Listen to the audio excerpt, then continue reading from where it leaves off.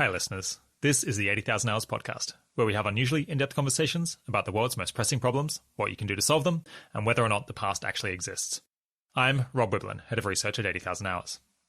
The Global Priorities Institute at Oxford University has led to some of our most popular episodes in the past, thanks to Hilary Graves and Will MacAskill. And in this episode, we are back for more fundamental thinking about what matters most with their colleague Christian Tarsney. I was slightly worried that this episode would end up being a bit too technical, but Christian turned out to be a really great communicator, and he was able to zero in on the parts of his papers that really matter to those of us who are trying to make the world a better place. Most importantly, I think this episode may contain a real potential solution to the problem of fanaticism and Pascal's mugging cases, as they're called, which have, over the years, been used to challenge the merit of using expected value to make decisions in high-stakes situations.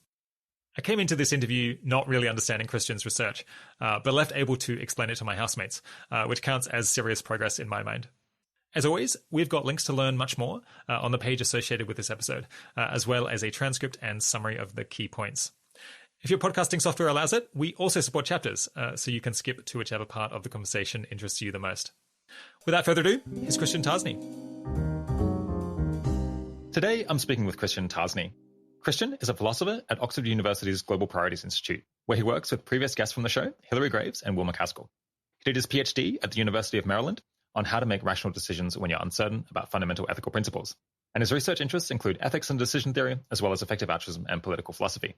He's published papers on, among many other things, the use of discount rates for climate policy and our attitudes towards past and future experiences. Fun stuff. Thanks for coming on the podcast, Christian. Thanks, Rob. Great to be here. I hope to get to talk about moral fanaticism and epistemic challenges that people have made to longtermism. But first, what are you working on at the moment and why do you think it's important? So broadly, I'm a researcher in philosophy at the Global Priorities Institute, and we are trying to build a field of global priorities research, which means thinking about how altruistically motivated agents should use their resources to do the most good, and more specifically, what causes or problems they should focus on. And at the moment, we're focused on building that field in philosophy and economics and trying to sort of recruit the tools of those disciplines to answer questions that we think are really important. So, of course, why we think this is important? Well, if we can come up with better answers to these questions, then hopefully that'll influence what people actually do when they're deciding where to allocate their resources. I think as a philosopher, you always have this sort of background worry, are we actually improving our understanding of anything, or are we just sort of spinning our wheels? But optimistically, I think we've made some progress and are continuing to make progress, and they're sort of low-hanging fruit because not a lot of people have thought really explicitly about this question of how to use resources to do the most good and how to prioritize among the many things that seem sort of important and pressing. More specifically, my own research interests at the moment, I have a few things on my plate, but the things that are really gripping me, number one, are sort of epistemic issues to do with predicting and predictably influencing the far future. So insofar as at least one of the most important things we want to do with our resources is make the world a better place in the very long term. We want to be able to predict the long-term effects of our actions, and we just have very little empirical information on our ability to predict or predictably influence the future on the scale of, say, centuries or millennia. It's hard to see how we could have that data. And so we have to do some sort of a priori speculating or modeling to try to figure out how we can do this well. And then the sort of second related question that I'm interested in is, well, suppose it turns out that we have a sort of limited ability to predict the far future, but we have enough that in expectation, the far future really matters. So we can make a big difference to the expected value of the far future. But most of that expected value comes from tiny probabilities of having enormous, really persistent effects. Should we just sort of naively maximize expected value in those situations, or are there some other decision rules that apply when we're dealing with those sort of extreme probabilities? So those are two problems that seem sort of pressing from the standpoint of cause prioritization and also neglected and hopefully tractable to the tools of philosophy and economics. Beautiful. All right. Yeah, we'll return to all of these issues that you raised through the course of the conversation and also check in on how the field of global priorities research is going later on. But let's waste no time getting into an interesting philosophical issue that you've looked into the past, which is called future bias. You've got 2 papers out on this topic called Thank Goodness That's Newcomb, The Practical Relevance of the Temporal Value Asymmetry, and Future Bias in Action, Does the Past Matter More When You Can Affect It? First off, What is future bias for people who are not familiar with it? So broadly, future bias, or the bias towards the future, or the temporal value asymmetry, is this phenomenon that people seem to care more about their future experiences than their past experiences. And that means, among other things, that you'd prefer, all else being equal, to have a pleasant or a positive experience in the future rather than the past, and a painful or a negative experience in the past rather than the future. So there's a number of sort of cases or thought experiments that illustrate this, but a famous one from Derek Parfit, it's called My Past and Future Operation. So he says, imagine that you're going to the hospital for an operation, and the operation requires you to be conscious, and it'll be very painful. But they'll give you a drug afterwards where you'll sort of temporarily forget about it. So when you wake up after the operation, you won't immediately remember that it's happened. And so you wake up in the hospital and you can't remember whether you've had the operation, and you call a nurse, and the nurse comes over and you say, have I had my operation yet? And they look, and at the foot of your bed, there are two different charts for two patients, and they say, well, you're one of these two. I don't know which one is you. One of these patients had a 3-hour operation yesterday, and it was very long and painful and difficult, but it was a complete success, and that patient will be fine going forward. The other patient is due to have a 1-hour operation later today, which will be much less painful and also expected to turn out well and so forth. And the question is, which patient would you rather be? And most people have the intuition that you would rather be the patient who had the 3-hour operation yesterday rather than the 1-hour operation later today, because then the pain is in the past. Yeah. So what's sort of odd about this is, of course, normally we prefer less pain rather than more pain. In this case, we prefer more pain just because the pain would be in the past rather than the future. Yeah, so that feels very intuitive, I think, to most people, that they'd rather have had bad experiences in the past than have bad experiences coming up. What's problematic about it? Is there some tension between that and maybe like other beliefs or commitments that we have? Yeah, so a few arguments potentially can be made for the irrationality of future bias. One is just that the sort of burden of proof is on the person who wants to defend or justify future bias to explain what's the sort of relevant difference between the past and the future, such that we should care more about the one than the other. And it turns out that this is just sort of surprisingly difficult to do. So you can sort of contest that the burdens of proof actually go that way. But for instance, there's this famous argument from Parfit called Future Tuesday Indifference. He says, look, just imagine someone who is normal in every respect, except that they don't care about what happens to them on future Tuesdays. So if they can have, a 1-hour operation next Monday or a 3-hour operation next Tuesday, they'll opt for the 3-hour operation just because it's on a Tuesday. And we clearly think there's something sort of normatively defective about that person. I think many of us would be inclined to say they're irrational. Just because something's on a future Tuesday, why is that a reason to care about it less? So similarly, just because an event is in the past, why should we care about it less? Okay. I guess I feel like it seems very natural that humans would have this intuition, or that we would have kind of evolved or learned this intuition, because our past experiences having already happened and not really being changeable and not going to happen again, it seems like you can't really have any causal effect on them. So to some extent, it's kind of water under the bridge, and it makes practical sense to kind of ignore the past, or maybe learn from the past, but to ignore things that happened to you in the past because you're not going to be able to affect them in the same way that you can something else that might happen in future. Is that a good enough reason not to worry about them? Or maybe is it that it's a good reason to not worry too much about the future, but in as much as in this hypothetical kind of, in these like odd scenarios that we paint, where you kind of can, in some sense, have an effect on the past. Those are cases where you should worry, but your intuitions are getting polluted by this, like by the normal thing where the past is unaffectable. Yeah, so I think a lot of people do take the view that our inability to affect the past has something sort of centrally to do with our indifference toward past experiences.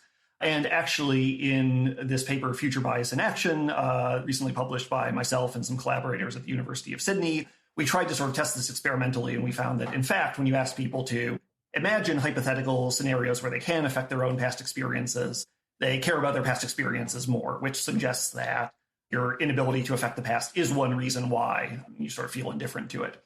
But at the same time, if we're asking the sort of normative question, should we be indifferent to the past, then there are various reasons to think that our inability to affect the past is not a reason to sort of judge that our past experiences don't matter as much as our future experiences. So, for instance, if that were true, then you should similarly be sort of indifferent to inevitable future experiences. If you know for sure that something bad is going to happen to you tomorrow, you shouldn't care about it. And in fact, we don't have that kind of attitude. So that seems like at least a kind of inconsistency. Yeah. So if I recall from that experiment that you did, the unaffectability of the past explained part of people's different reactions. Yeah. But then when you got rid of or you tried to like equalize the unaffectability, then there was still some future bias present. Yeah, that's right. So what we end up concluding in that paper is there are probably multiple explanations for future bias. The other explanation that people have sort of prominently proposed is that we care more about the future because we have this sort of intuitive belief that we're moving through time. In some sense, that's sort of hard to explicate, but we have this intuition that we're moving away from the past and towards the future, and your future experiences are sort of ahead of you rather than behind you, and that makes it rational to care more about the future than the past. So it's like time is kind of playing like a videotape, and the things that haven't played yet are kind of still coming up, and so you can still experience that pain, whereas the stuff in the past is kind of somehow irrelevant or just like wiped off of the ethical picture somehow. Yeah, that's right. I mean, it turns out to be just very hard to explain. Well, first of all, this idea of moving through time or time having a direction or a flow. And then second, to explain why that should make it rational to care less about the past than the future in a way that doesn't just become a roundabout way of saying, well, the past is in the past and the future is in the future. But a lot of people do see an intuitive connection here, including me. Yeah, okay. It sounds like we might have to take a detour into the philosophy of time, or like understand what different models people have of the nature of time and the present in order to dissect whether this idea makes any sense. Do you want to give an intro to that? Sure. So the central debate in the philosophy of time over the last 100 years or so is whether this idea of time moving or flowing, or us moving from the past towards the future, corresponds to any sort of objective feature of reality. And this is a debate that's also playing out, for instance, in physics. It's something that our best physical theories maybe give us some indications one way or another, but don't seem to settle. And so you have physicists as well as philosophers on either side of this debate. And various arguments have been proposed either way. But the debate is still very much unsettled, and it's also a little bit unclear exactly what the debate is about. So, one thing, for instance, that people seem to disagree about is the present moment, the now. Is there one moment in time that's sort of objectively now, and that moves from earlier times towards later times? Or is it just that, for instance, the current time slice of me happens to be located at this location in time? And when I say now, well, now just works like here. It's a way of indicating the place in time where I happen to be located. So that's at least sort of one aspect of this debate that people tried to get a handle on. Right. I don't know that much about the philosophy of time, but I think my part of understanding is that there's kind of three big theories that people put forward with different levels of plausibility. Like one is, I think, presentism, which you were describing, which is like only the present instant is actual, I think is the term that people use. I guess I'm not entirely sure what actual means in this context. And I mean, that's probably what people debate a lot. We got like kind of only the present instant is actual. Then you've got, was it the growing block theory of time, where all of the past exists or is actual because that has kind of been locked in because it's already happened. And maybe, and I guess the present instant exists as well. And kind of that instant is just constantly being added to this like recording of time that gets locked in. But in that one, the future isn't yet actual. And then I guess you have eternalism, which is the idea that both the past, the present, and the future are all actual to the same degree. It's just that we happen to be like, my present self happens to be passing through this instant, but all of them exist in some sense. And I guess on that view, that there would be symmetry between things that happen in the past and things that happen in the future, and how ethically weighty they are. Yeah, that's basically right. But there are sort of two separate debates here that are worth teasing apart. So one is about what philosophers call the ontology of time. So what moments in time or parts of time exist. And that's the debate that you were describing. And if you're a presentist or a growing block theorist, then you're basically committed to the passage of time and the movement from the past to the future being in some sense sort of objectively real. But if you take this other view, eternalism, you think the past, the present, and the future are all equally real. That doesn't necessarily commit you one way or another on this debate about the passage of time. So you can still believe that, well, the past and the future are real, but the present is still uniquely and objectively present. It has some special status. So there's what people call the moving spotlight theory, which says there is the sort of eternal block of time, past, present, and future events, all sort of existing, but one moment in the block is illuminated at any given moment, and that's the present. I see. Interesting. I guess on the growing block model, where what actually exists in this ontological sense is kind of increasing as time passes, That would seem to suggest in some way that maybe you'd care more about the past, right? Because the past is kind of actual and locked in, whereas the future is this like ethereal thing that hasn't happened yet. I guess maybe you could say there's a symmetry if the future like will happen, so at some point it will matter. But like, but in as much as it's uncertain, the past matters potentially even more. Yeah, this is something that philosophers have remarked on repeatedly. And one thing that people often say is kind of surprising that nobody defends a shrinking block theory that says the present and the future are real and the past isn't, given that that would be a really neat explanation for why the future matters more than the past. But interestingly, we have on the one hand this very strong intuition that the future matters more than the past, and on the other hand, many people have the intuition that the past is sort of real in a way that the future isn't. So what kind of resolutions have people proposed to this, and how do they interact with like people's broader philosophical attempts to make sense of the nature of time?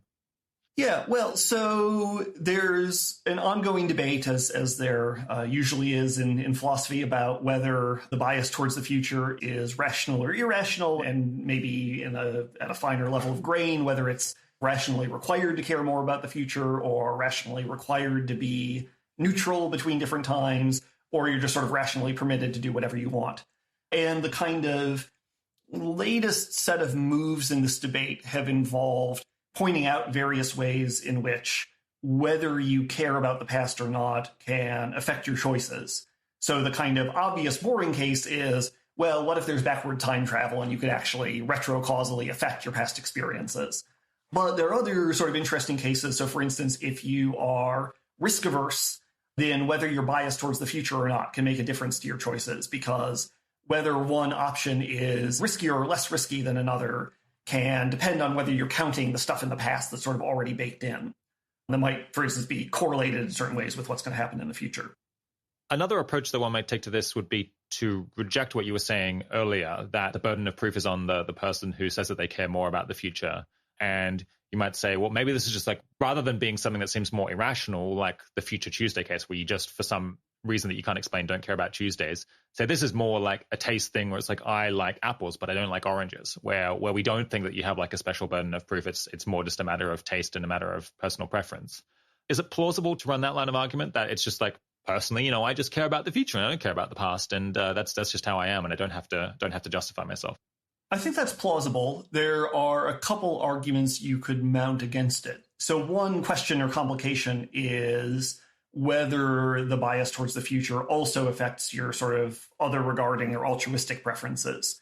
So this is something people seem to have different intuitions about. Some people think that the bias towards the future is sort of exclusively first personal. So when I'm thinking about other people's experiences, people I care about, I don't particularly care whether their pain is in the past or the future. You can sort of manipulate people's intuitions about this. So if you think about someone sort of far away on the other side of the world, maybe it doesn't seem to matter that much whether their pain, happened yesterday or tomorrow. But if it's, say, your partner who you live with, you'll sort of feel better if they've already had their painful operation yesterday rather than today. And of course, if you are biased towards the future, at least in some sort of other regarding or altruistic cases, then it seems like there's a kind of higher burden of justification. It can't just be your personal preference that their pains be in the past rather than the future. There's also this set of ways in which the bias towards the future might affect your choices. So for instance, if you're biased towards the future and risk averse in a particular way, you can be money pumped. So you can make choices that will result in you being definitely worse off than you otherwise might have been. And you might think any pattern of preferences that allows you to be money pumped is ipso facto irrational and not just sort of a matter of taste. Yeah, can you explain this concept of money pumping? I guess it shows up a lot in this discussion of like ethics and decision theory and rationality and so on, but I think probably not everyone has heard the idea. Yeah, so a money pump basically is a sequence of choices where, well, an agent with particular dispositions will choose a series of options that leave her definitely worse off than some other series of options might have.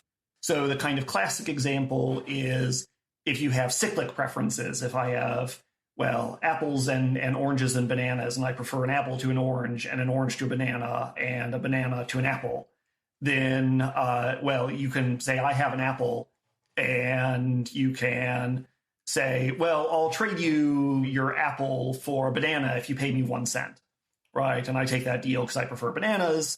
And then you say, well, I'll give you an orange in exchange for that banana if you give me 1 cent.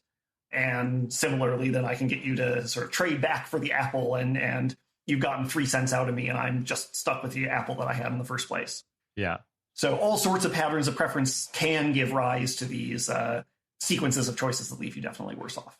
Yeah.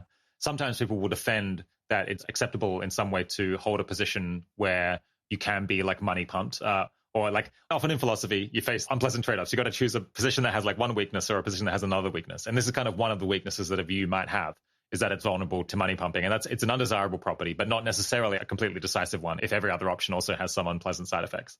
Yeah, I think that's right. There's plenty of debate about how decisive money pump should be. I think one distinction that's worth making is between what are sometimes called forcing versus non-forcing money pumps. Mm-hmm. So some things like having incomplete preferences. You know, if I prefer apples to bananas, but oranges are just sort of incomparable to both, I have no preference between apples or bananas and oranges, then it seems sort of naively like it's rationally permissible for me to make a series of choices that'll leave me worse off. But it's also rationally permissible for me to not do that. And you can say, well, there's just this extra rule of rationality that says I shouldn't do the sequence of things that will constitute a money pump. But in other cases, like the transitivity case, your preferences seem to sort of commit you or force you to do the thing that leaves you definitely worse off.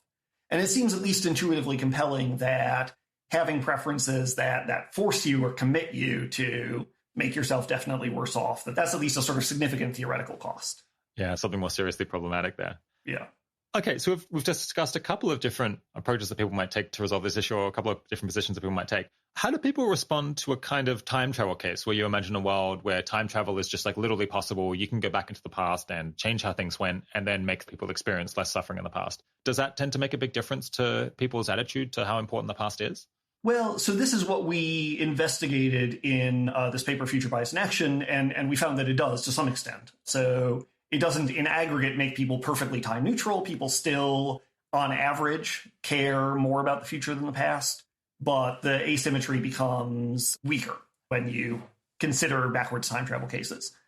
Yeah, interesting. I guess it's a bit hard to know how to concretize the time travel case, because you imagine like, okay, so you can go back in time and then like run things again and have them go better. But then I'm like, does that mean it's happened twice? Does it now get like double value? Or am I like erasing the original run through and causing it not to have had any moral consequences? It's almost raising like as many questions as it answers. Yeah, I mean, definitely your theory of time travel makes a difference here. You might think, well, if you think of backward time travel in a way where events, say, happened the first time around in the past, but then you can go back and erase them, there's this additional question: do the events that you erased still matter, or are they no longer part of the timeline, or something like that? I think it's fair to say most philosophers are inclined to think of time travel, insofar as it's metaphysically possible, is that there has to be sort of one consistent timeline. And so anything that you do, if you go back into the past, was already sort of part of the past. But you might have sort of limited information. So the case that we described in our experiment, for instance, you know that you were tortured for some period of time in the past, but you don't remember exactly how long you were tortured or how many times you were subjected to an electric shock. And you have the opportunity to affect that retrocausally to determine whether you had 1,000 shocks or 1,010 shocks or something like that. But you know that you're not erasing the past, you're just influencing what the past already was. Philosophers think that like time travel, or I guess like physicists think that time travel is kind of conceptually possible, or like I guess I should say retrocausality is possible, but you need to have a self-consistent loop where the past affects the present, causes the present to cause the past, and then you've got like a self-consistent like series of causes that all fit together like puzzle pieces. Is that? I mean, I don't know whether you're an expert in the philosophy of time travel, but is that is that right? Yeah, I'm not particularly, and I'm venturing a little bit outside my area of expertise, but general relativity has solutions that involve backwards time travel, where you have what are called closed time-like curves, to things moving into their own past. But yeah, those solutions all involve one self-consistent timeline, rather than, for instance, branching timelines or erasing events that originally happened in the past or anything like that. Yeah, I think this comes up in not just philosophy, because there's like some theories within physics of like at the subatomic level, you could end up with retrocausal stuff. And then you want to like figure out, well, is that self-consistent in a way, or is that going to violate some other fundamental principle of physics? Okay, coming back to future bias though. Let's talk about the interaction between future bias and decision theory, which is something that you looked into. First off, for people who aren't familiar, what is decision theory? In brief, if it's possible to do this one in brief. Sure. So Decision theory is the theory of how people either do or should make decisions. So descriptive decision theory studies how people do make decisions. Normative decision theory studies how they should make decisions. There are a number of questions that decision theorists ask. So there's no sort of one question that centrally characterizes the discipline. One major question is how we respond to risk or uncertainty. So, for instance, should we maximize expected value or expected utility, or are we allowed to be sort of risk averse in ways that violate the axioms of expected utility theory? There's also this sort of famous debate between evidential decision theorists and causal decision theorists about how to act in cases where your choices give you some information about the pre-existing state of the world. Yeah, is there a simple thought experiment that kind of elucidates the difference between evidential and causal decision theory? Yeah, so the classic case is called Newcomb's problem. The idea is that there's a predictor who's just very good at analyzing human motivation, say, and predicting human choices. And the predictor presents you with the following choice. There are two boxes in front of you. One of them is transparent, and you can see it contains $1,000. The other box is opaque, and what the predictor tells you is your options are either to take just the opaque box and get whatever is inside there, or the opaque box and the transparent box together. But if I predicted that you would take both boxes, then I left the opaque box empty. And if I predicted that you would take only the opaque box, I put $1 million inside. So evidential decision theorists say, well, if the predictor is really that great, either they're infallible at predicting my choices or they're just very, very good, then if I take the opaque box, that tells me that the predictor certainly or almost certainly predicted that I would do that and put $1 million inside, so I end up with $1 million. Whereas if I take both boxes, then I'll only end up with $1,000 because the predictor won't have put the $1,000 inside. Whereas a causal decision theorist says, okay, but your choice makes no difference causally to whether there's $1 million in the opaque box or not. There either is or there isn't. And in either case, taking both boxes leaves you $1,000 richer than you would have been had you taken only the opaque box. So the rational thing to do is take both boxes. Yeah, I think a thought experiment that feels more intuitively and a bit less like sci-fi to me is, I think, the smoker's lesion problem, where, so we find out that like a large part of the reason why smokers tend to die young isn't just that they're smoking, it's that there's some correlation, say genetically, between people who are predisposed to enjoy smoking and have a compulsion to smoke and people who happen to have a genetic predisposition to having brain lesions that then can kill them later in life. And so in that case, you've got this question, if you smoke, or if you find that you enjoy smoking and want to smoke and decide to smoke, that gives you evidence that you're more likely to have this deadly brain lesion disease, say for some genetic correlation reason. But then should you take that into account in your decision on whether to smoke? It lowers your life expectancy, but not kind of causally through the smoking. It's just because the smoking gives you evidence about something else about yourself. And it's kind of a bit of a puzzle. Smoking like lowers your life expectancy more than it does causally. And should you therefore like use that? And that one is like, I feel like is more intuitive because it doesn't require anything that's like really outside of what we're used to experiencing. Yeah, the smoking lesion case, that's the sort of classic counterexample to evidential decision theory because, I always find it hard to sort of remember what the right intuition is supposed to be here, but most people sort of intuit that the rational thing to do is to smoke because it doesn't cause cancer. It just gives you information that you're more likely to have cancer. But there are some sort of complications about the case that make it possible for evidential decision theorists to try to sort of explain it away. Yeah, we'll stick out some links to decision theory stuff for people who are interested. What's the interaction between future bias and decision theory that you've looked into? Well, so the particular connection that I've explored in this paper, Thank Goodness That's Newcomb, is that if you're an evidential decision theorist, then whether you do or don't care about the past can affect your choices in ways that don't require exotic backwards time travel or retrocausation or anything like that. So I imagine basically a variant of the Newcomb case where the predictor kidnaps you and subjects you to electric shocks for a period of time. And then they give you the option at the end to shock yourself one more time before you're released. But they made a prediction, in advance about whether you would choose to give yourself that final shock. And if they predicted that you would, they shocked you fewer times, say, over the last week that they were holding you and torturing you. And if they predicted that you wouldn't, they shocked you more times. And of course, if you're an evidential decision theorist and you're time neutral, you want to minimize the total number of shocks you've ever experienced, and so you'll choose to shock yourself now. But if you're either a causal decision theorist or you're biased towards the future, then you would not choose to shock yourself. Okay, what should we make of that? Well, one thing you could make of it is that this is one more case where evidential decision theory tells us something silly, and so we should be causal decision theorists. Of course, then you can sort of rerun a similar case, which is basically what we did in this experimental paper, where you use backwards time travel rather than predictors to give people the option of affecting their own past experiences. And many of the same sort of philosophical issues come up.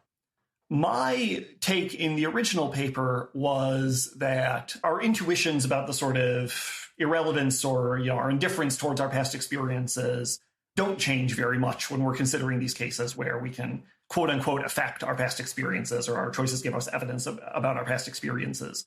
So my own take was that this sort of undercuts the idea that the reason we don't care about the past is because it's practically irrelevant. But then this experimental paper that we did actually finds that people do change their intuitions or their judgments, at least on average, in these cases. So my own philosophical take turned out to be, undercut anyway by our experimental results. Interesting. Yeah, I feel in that case, I have the intuition that you want to do the thing that reduces the total amount of electric shocks over all periods of time, which I guess is what you found other people felt, at least to some degree. And I wonder whether there's something that's going on where it kind of depends on whether you're thinking about it from the prudential, selfish perspective of you at this instant in time, or whether you're thinking about like what would be a better world, all things considered. And it seems like what would be a better world, all things considered, is less torture in total. Maybe like what's best for me right now I don't know, is like minimizing the amount of like future torture that I'm going to experience. But then it seems like maybe we're like running up against like a tension between like our prudential perspective and then our ethical commitments. And this is creating like a tension that we somehow have to resolve.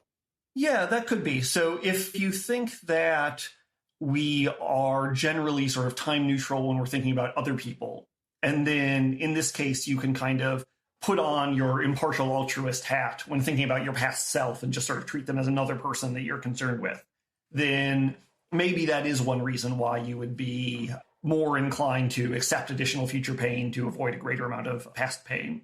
But it is, as I mentioned earlier, sort of non-obvious whether we're generally time neutral when we're thinking about other people. So one view you could take that's not completely counterintuitive is, well, the past as a whole is just sort of dead and gone, not just my experiences, but other people's experiences. And so what we should be thinking about as altruists is not making the world as a whole across all of time and space a better place, but making the future better, because that's what's sort of still out there to be experienced. Okay, I want to push on from this in just a second, but it sounded like earlier you were saying that kind of the growing block theory and presentism and eternalism were kind of all still like philosophically acceptable, and like there are advocates for all of them in philosophy and physics. I kind of understood that there was like some thought experiments that had made eternalism, the idea that both the past, the present, and the future are all actually in some sense to be a more dominant view, at least among physicists anyway. Have I misunderstood that? I think you're probably right that it's more dominant among physicists and probably even more dominant among philosophers, although all these views still have active defenders. Maybe the sort of most powerful argument that has convinced a lot of people is just that the sort of naive picture of time where there's an objective present moment and sort of moving from the past towards the future requires that you be able to sort of chop the universe into time slices in a sort of objective way where we can say all of these events at all these different locations across the universe, those are the ones that are present right now. Was simultaneous. Right, but special relativity teaches us that actually whether two events at different locations are simultaneous with each other depends on basically how fast you're moving, right? So two people in motion relative to each other will disagree about which events are simultaneous.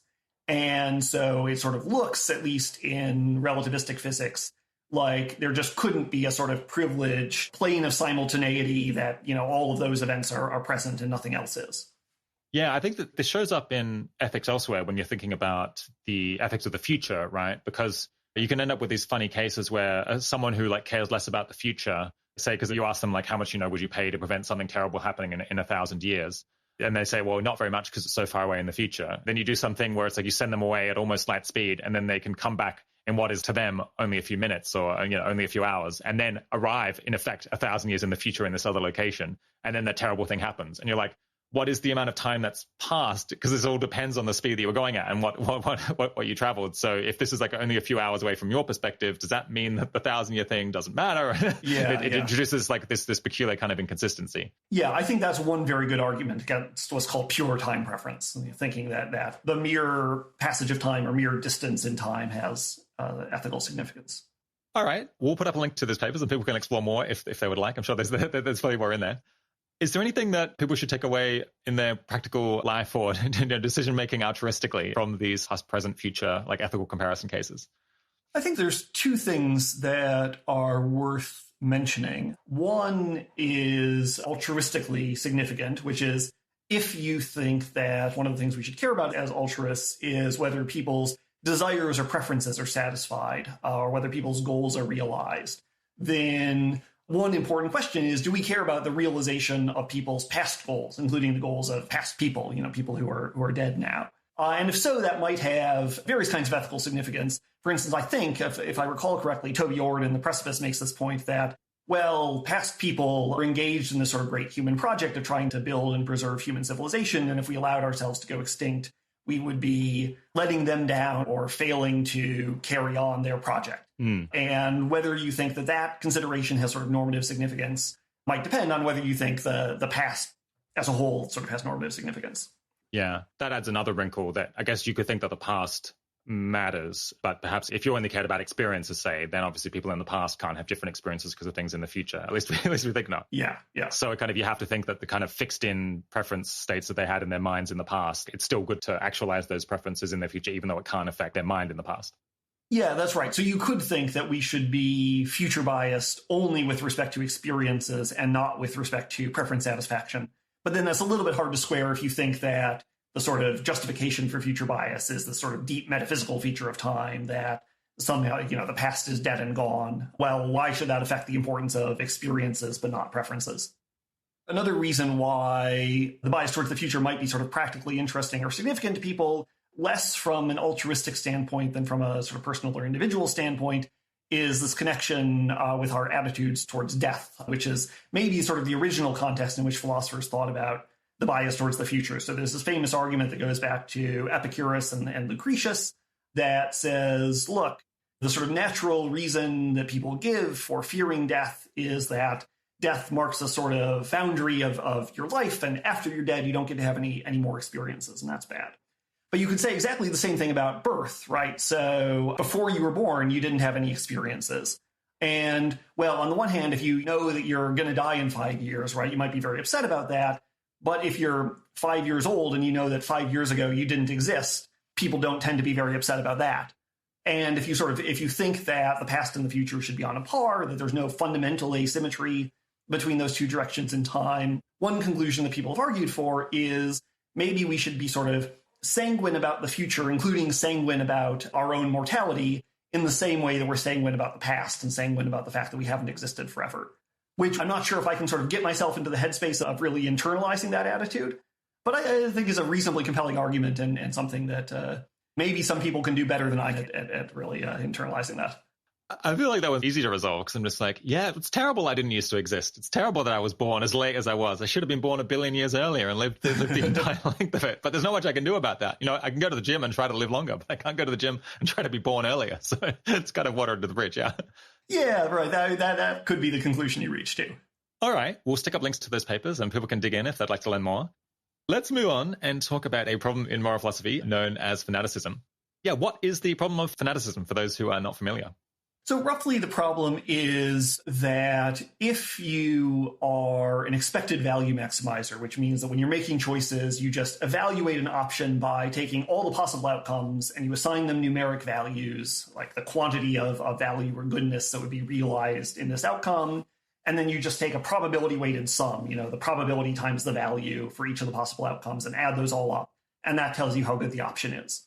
Well, if you make decisions like that, then you can end up preferring options that give you only a very tiny chance of an astronomically good outcome over options that give you certainty of a very good outcome. Or you can prefer certainty of a bad outcome over an option that gives you near certainty of a very good outcome, but just a tiny, tiny, tiny probability of an astronomically bad outcome. And a lot of people sort of find this counterintuitive.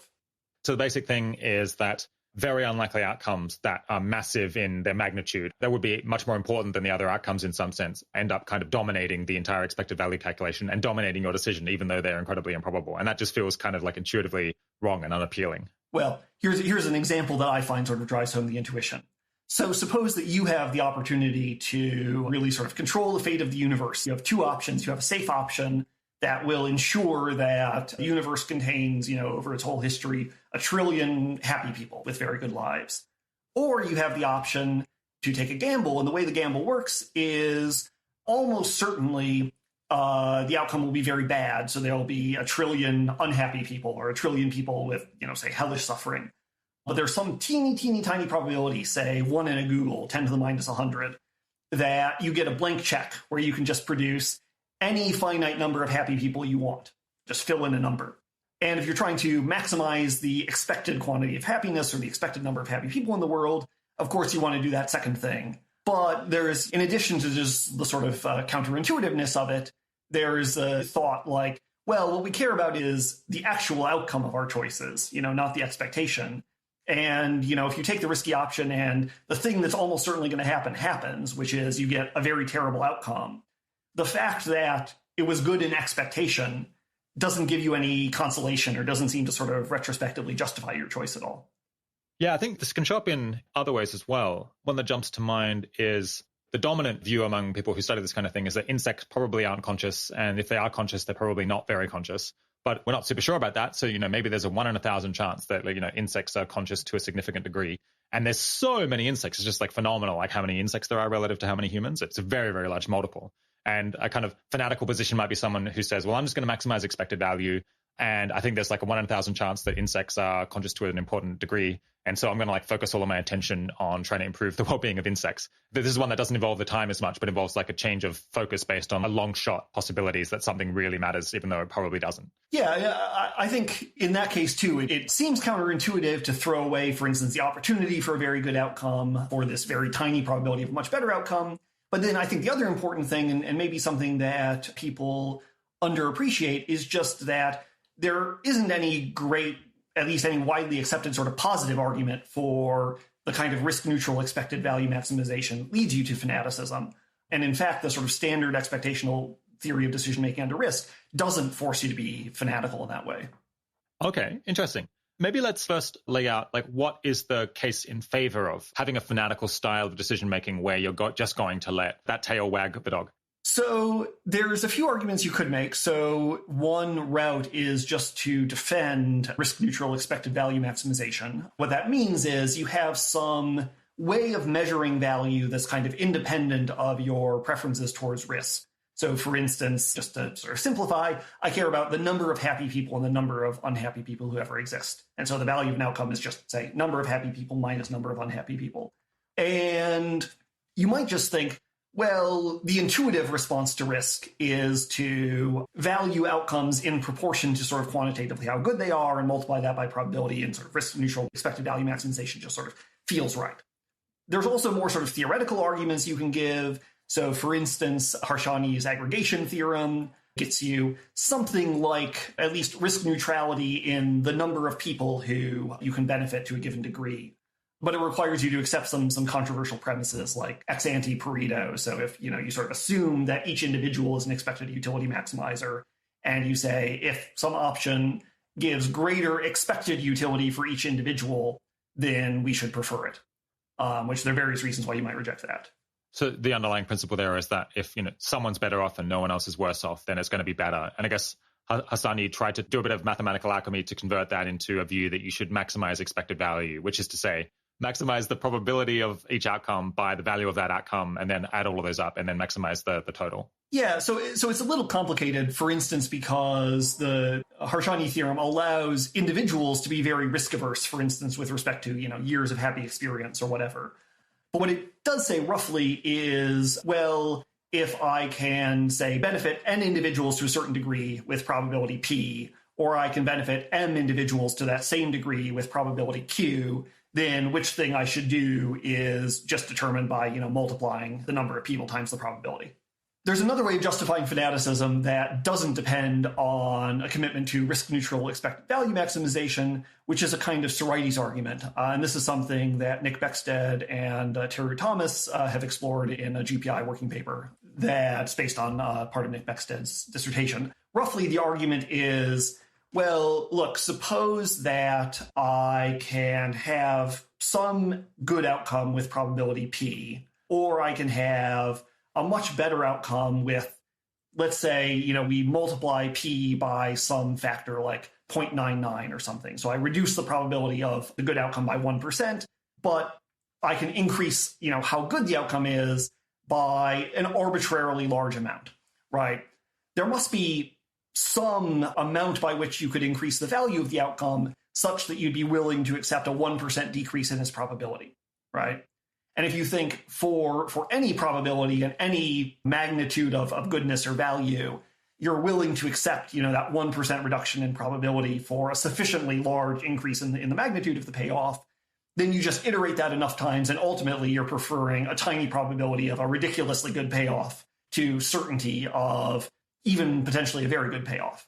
So that allows you to be, for instance, risk averse with respect to value, but nevertheless you end up being, at least in theory, in principle, vulnerable to fanaticism. Let's take the other side now. How big are the worries about fanaticism, or what are the downsides, and what ways might we work around it? Well, to me, the sort of biggest reason to not be blithely fanatical or blithely maximize expected value is just the arguments for it are only moderately compelling.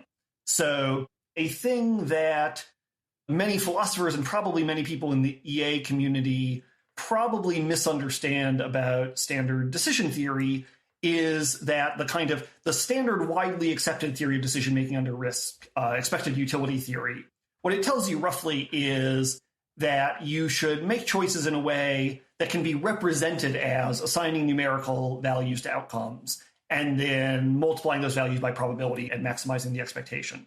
But it doesn't tell you anything about sort of how you should go about assigning those numerical values to outcomes. And it doesn't tell you, for instance, if you have this sort of independently given ethical scale, like I care about the number of happy lives, even assuming that you should rank outcomes according to how good they are. So more happy people is always better than fewer happy people.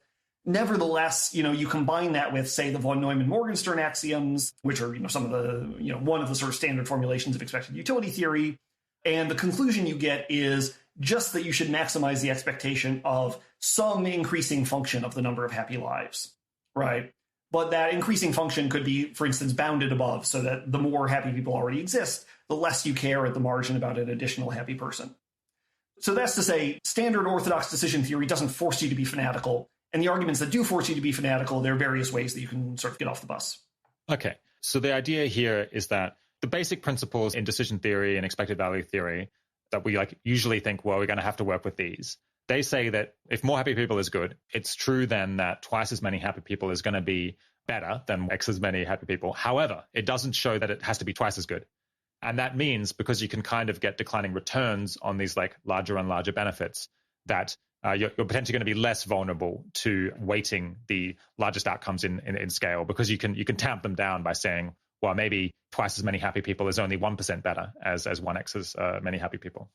Yeah, exactly. So you could, for instance, maximize the expectation of the logarithm of the number of happy people if you wanted to. That would still be vulnerable to fanaticism because that's unbounded, but you can have functions like log that are sort of concave, right, that have a horizontal asymptote.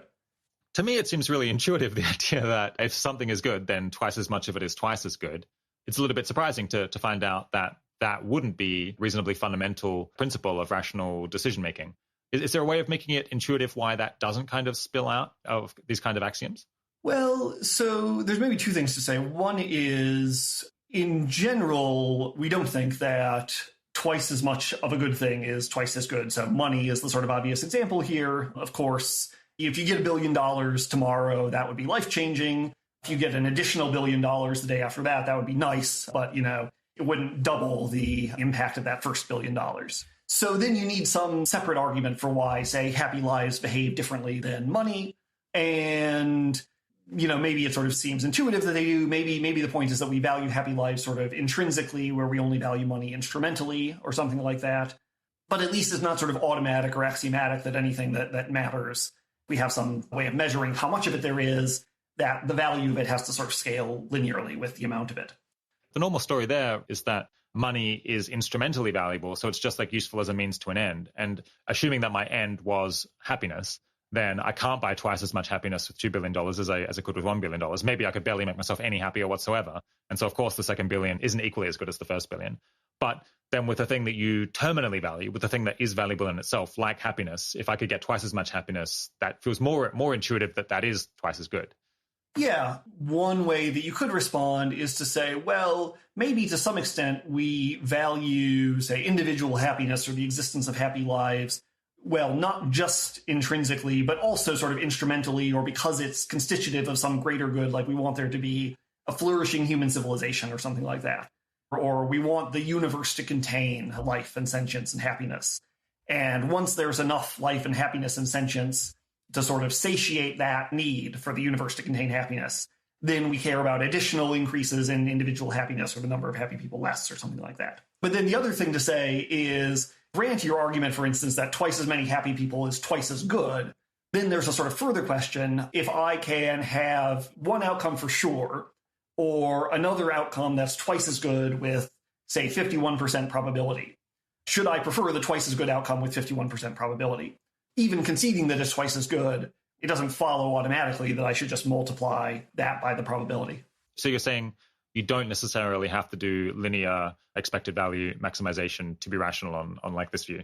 Yeah, well, so the thing that the standard axioms of expected utility theory tell you is, suppose that this isn't sort of part of expected utility theory, but suppose ethics, gives us a ranking of outcomes, right? So more happy people or more happiness is better, right? And we sort of stick that in exogenously, right?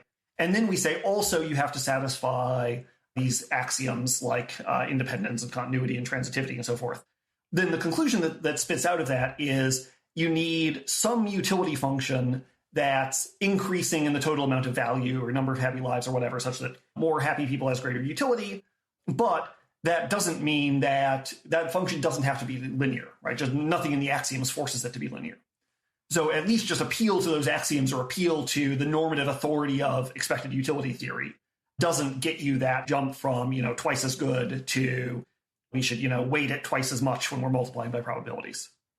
To what degree does this solve this problem of fanaticism? Should people think like, oh, well, this has dealt with this issue to a pretty large extent? Well, I definitely don't think that the problem is resolved. So my own take on fanaticism and on decision-making under risk, for whatever it's worth, is fairly permissive. The kind of weird and crazy view that I'm attracted to is that we're only required to avoid choosing options that are what's called first-order stochastically dominated, which means that you have two options, let's call them option 1 and option 2. And then there's various possible outcomes that could result from either of those options. And for each of those outcomes, we ask, what's the probability if you choose option 1 or if you choose option 2 that you get not that outcome specifically, but an outcome that's at least that good? So say option 1 for any possible outcome gives you a greater overall probability of an outcome, at least that desirable, then that seems like a pretty compelling reason to choose option 1.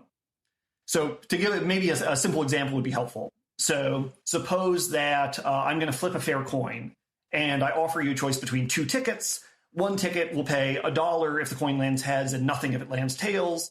The other ticket will pay $2 if the coin lands tails, but nothing if it lands heads. So you don't have what's called statewise dominance here, because if the coin lands heads, then the first ticket gives you a better outcome, right? $1 rather than $0. But you do have stochastic dominance because both tickets give you the same chance of at least $0, namely certainty. Both tickets give you a 50% chance of at least $1, but the second ticket uniquely gives you a 50% chance of at least $2, right? And that seems like a compelling argument for choosing it. I see. So I guess and in a continuous case rather than a binary one, you would have to say, well, the worst case is better in say scenario 2 rather than scenario 1. And the 1 percentile case is better. And the 2nd percentile case, the median is better, or at least as good. And the best case scenario is also as good or better. And so across the whole distribution of outcomes from worst to best, with probability, adding them up as percentiles, the second scenario is always equal or better. And so it would seem like crazy to choose the option that is like always equally as good or worse, no matter how lucky you get. Right. Even though there are states of the world where the stochastically dominant option will turn out worse. Nevertheless, the sort of distribution of possible outcomes is better. Okay, so you're saying if you compare the scenario where you get unlucky in scenario 2 versus lucky in scenario 1, scenario 1 could end up better. But like ex ante, before you know whether you got lucky with the outcome or not, it was like worse at every point. Yeah, exactly. Okay. And so your view is a fairly narrow one, that we only need to take options that are stochastically dominant. Or that are not stochastically dominated. Sorry, how is that different? Suppose I have 3 options, 1, 2, and 3. It could be that, for instance, 1 stochastically dominates 2, but 3 neither dominates nor is dominated by anything. And then, 3 isn't stochastically dominant of anything else, but the important thing is that it's not stochastically dominated. So there's no other option that you say, clearly this is better than 3. And that means 3 is permissible. Seems like in practice, and the world being so messy, there's so many different potential outcomes with different rankings from like 0% to 100% of luckiness, that it's going to be rare to find options that are stochastically dominated, or at least that there'll be a wide range of options that aren't stochastically dominated. And so this could, in the real world, end up being a very permissive theory of what it is to make a rational decision. Yeah, that's absolutely right. When you asked earlier, well, should we just think that, for instance, this point about what expected utility theory tells us that this kind of settles the problem of fanaticism, one reason not to think that is, in effect, what standard expected utility theory tells you is just this stochastic dominance thing, right? It constrains your choices under risk up to stochastic dominance, but no further. And as you say, that's just very, very, very permissive. So, for instance, if I can save 1 life for sure, or 100 lives with probability 0.99, both it's just stochastic dominance view and it's just, axioms of expected utility theory view say you're permitted to do either thing. But intuitively, that save 100 lives with probability 0.99 looks like the better option. Are there any kind of arguments that we could make for fanaticism or for the more like linear maximize expected value view that might get us further than just saying you shouldn't choose something that's stochastically dominant, and might be a bit closer to common sense in this kind of thing where you're saying, well, a 99% chance of saving 100 lives, that's got to be better than like a certainty of saving 1 life because it's 99 people in expectation? Yeah, so the argument that I've been exploring in my work recently, in particular in this working paper, Exceeding Expectations, looks at what happens to the stochastic dominance criterion when you add in what you might call background uncertainty. So suppose that you're, let's say, a classical utilitarian, just for example. So you measure the value of an outcome by the total amount of, say, happiness minus suffering in the resulting world. And when you make a choice, you're unsure about sort of 2 things that we can separate out if we want to. One is the outcome of your choice. You can think of that as what happens in your future light cone, in the part of the universe that you can affect. But you're also uncertain about sort of how much value there is in the universe to begin with. So in the past or in faraway galaxies or whatever. And it turns out that if you're sufficiently uncertain about the amount of value that's there in the universe to begin with, then options whose sort of their local outcomes, the thing that happens inside your future light cone, has greater expected value but isn't in a vacuum stochastically dominant, it becomes stochastically dominant once you add in that background uncertainty. If you try to sort of model this numerically in a way that at least seems plausible to me, you get the conclusion that actually this very minimal stochastic dominance criterion, once you account for our background uncertainty about the amount of value in the universe, recovers most of risk-neutral expected value maximization, and, for instance, can tell us you should save the 100 lives with probability 0.99 rather than 1 life for sure, while still giving us an out in these sort of extreme fanatical cases. Okay, interesting. Is there any way of kind of giving an intuitive verbal explanation of why it is that all of that background uncertainty ends up recovering something closer to just the normal maximize expected value? Yeah, I can try. So, for example, well, take that 1 happy person for sure versus 100 happy people with probability 0.99. If you're just thinking about that choice in a vacuum and you imagine that there's sort of no other, nothing else in the universe, or at least nothing else in the universe that you're uncertain about, you can say, well, if I take the sure thing, then I'm absolutely guaranteed that the total amount of value in the universe will be at least +1, right? If the units are, happy people in existence or something. Versus if I take the second option, I'm not sure that the universe will be at least that good, right? But when you add in substantial background uncertainty, then you can no longer say that because you're no longer certain that even if you take the sort of apparent sure thing option, you're no longer certain that the universe as a whole will have a value of at least +1, right? Because it could be that, the rest of the universe, the part that you can't affect, is already really bad. And then if you want to think about, okay, so there's this, threshold +1, say I'm really interested in the universe having a value of at least +1. Well, one way in which my choice could bring that about is that the sort of amount of value in the universe to begin with is somewhere between 0 and 1. And then I add this extra unit that puts us over the threshold. But another way it could happen is I choose the riskier option and it pays off, which happens with probability 0.99. And the amount of value in the universe to begin with was somewhere between -99 and +1. And so that extra 100 units of value now puts us over the threshold to have a more than +1 total value in the universe. And it puts you over the threshold in far more scenarios because there's a wider range there. Exactly, right. So it's much more likely that the total amount of pre-existing value in the universe will be between -99 and 1 than that it'll be between 0 and 1. And there you were using a strict cutoff of the boundary being 1, where it's like no good below and it's good above. But we can extrapolate the same underlying idea to like a wider range of possible outcomes where they have like diminishingly increasing value. Yeah, and what stochastic dominance means is basically you could pick any number you want, +1 or -10 or +1,000, and exactly the same argument will work, that choosing the expectationally superior option will increase your overall probability of ending up with a universe that's at least that good. Okay, now I get it. I guess now my objection is the other way around. So this seems like it might be such a strong argument that it might just bring back fanaticism because you've gotten too close again to just the raw maximize expected value view. Yeah, two things to say about that. One is, I think if it does, then we've got actually quite a powerful argument for fanaticism, because the argument that you shouldn't choose a stochastically dominated option just seems extremely compelling. It's so powerful. Yeah, there's sort of axiomatic arguments you can give for it, including the standard axioms of expected utility theory that people find quite compelling. So I think if it just turns out that, the fanatical option in a lot of these sort of real world cases is stochastically dominant, then that's a better argument than we had before for embracing fanaticism. One of the sort of major motivations for this project is that this phenomenon of background uncertainty inducing stochastic dominance sort of happens really easily when you're thinking about moderate probabilities of medium-sized payoffs. And then when you hold fixed the expected value of an option, but you get that expected value from smaller and smaller probabilities of larger and larger payoffs. As you do that sort of Pascalian transformation on an option, it takes more and more and more background uncertainty to make it stochastically dominant.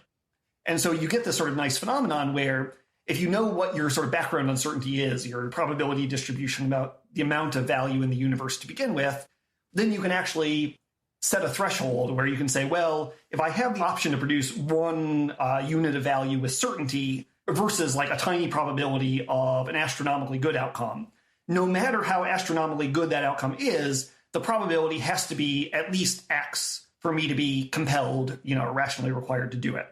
So, 10 to the -10 or something. And below that, I'm still permitted to do the fanatical thing, but I'm also permitted to take the sure thing. I see. So it will get you fanaticism up until the point where like the goodness of the outcome that's necessary to kind of try to prompt you to be fanatical gets large relative to the background uncertainty about like all of the different scenarios of how well the entire future could go.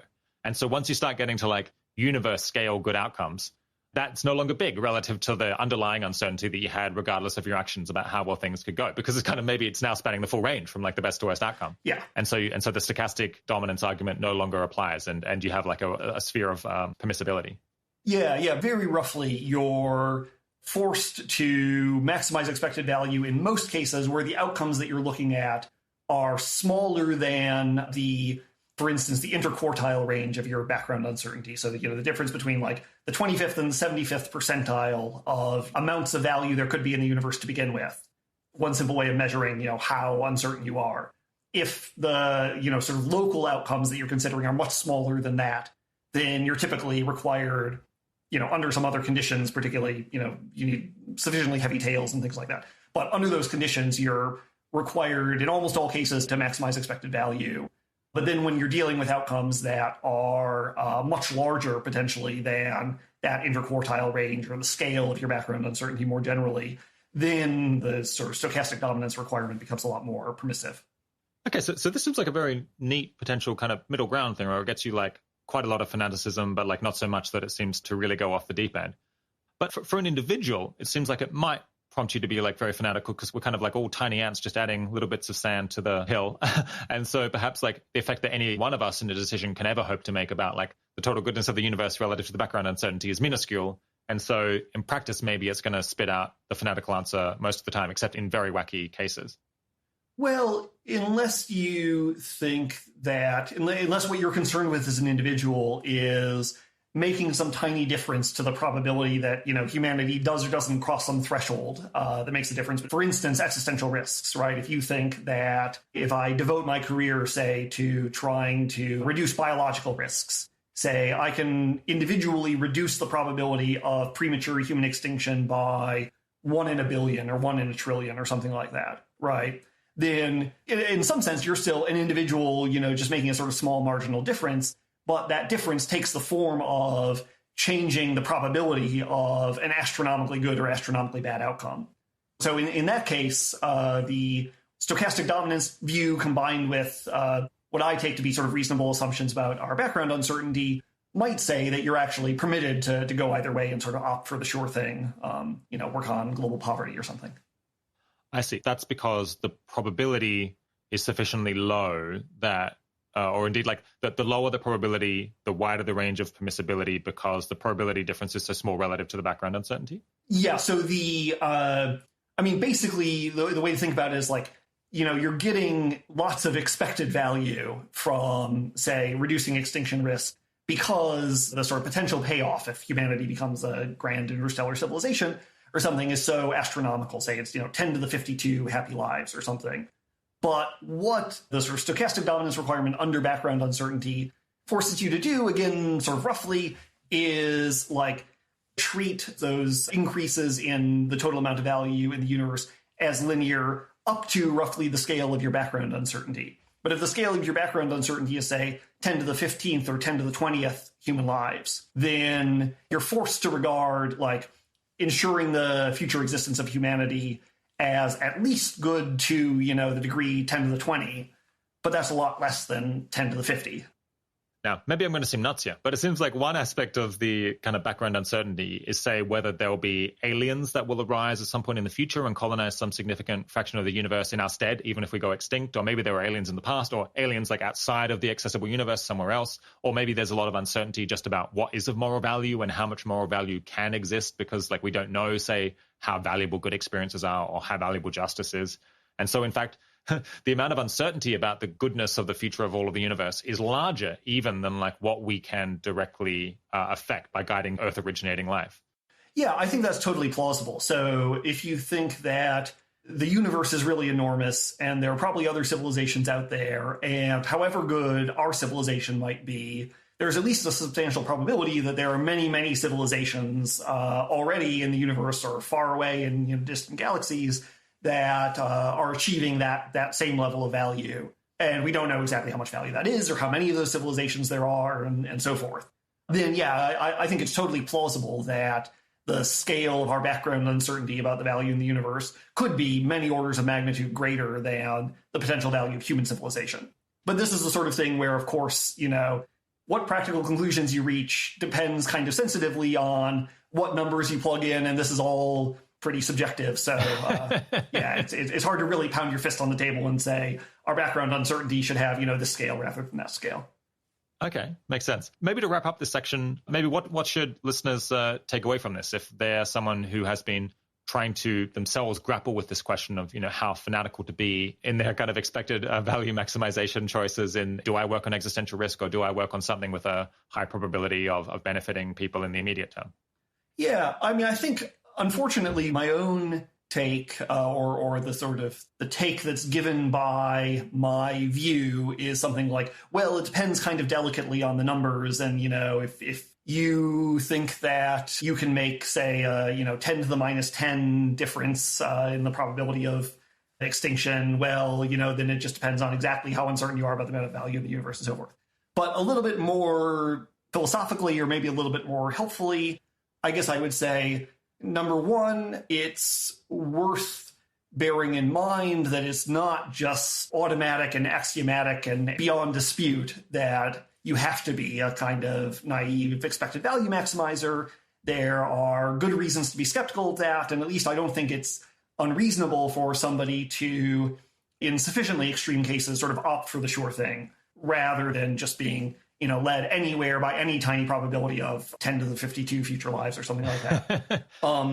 But then on the other hand, there are, insofar as this argument about stochastic dominance under background risk is compelling, it means that at least in a lot of ordinary cases where we're not considering really extreme probabilities, actually the fanatical thing shouldn't seem so counterintuitive or outlandish. Right, yeah, because actually what you're doing is in some sense quite safe. Whatever target you're interested in, you're increasing the probability that the universe as a whole reaches or exceeds that target.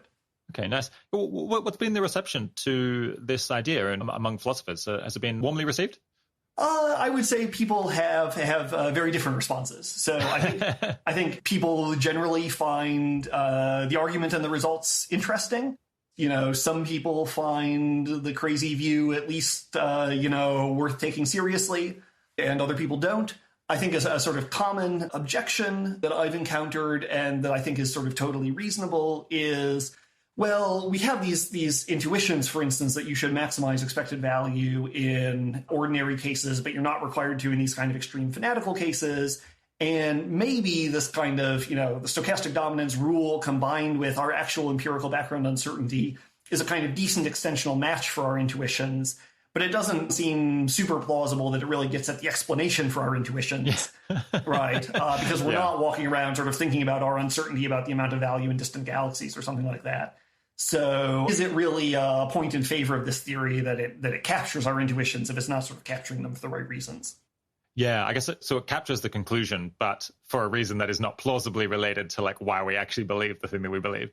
Yeah. Now, I want to argue, and this is something I don't do in the existing working paper and something I still need to sort of work out in more detail, but it does seem to me that there's actually more of a connection than you might initially think. So, for instance, if you're making, say, just self-interested prudential decisions about your money, one good reason to maximize expected value when you're making small bets is that you have lots of other uncertainty about the rest of your sort of financial future. You face this long run of other financial choices, and that gets you probably not all the way to stochastic dominance because, for instance, your uncertainty about your future income is not probably unbounded, but it means that a very wide range of risk attitudes, will agree that you ought to do the expectation maximizing thing.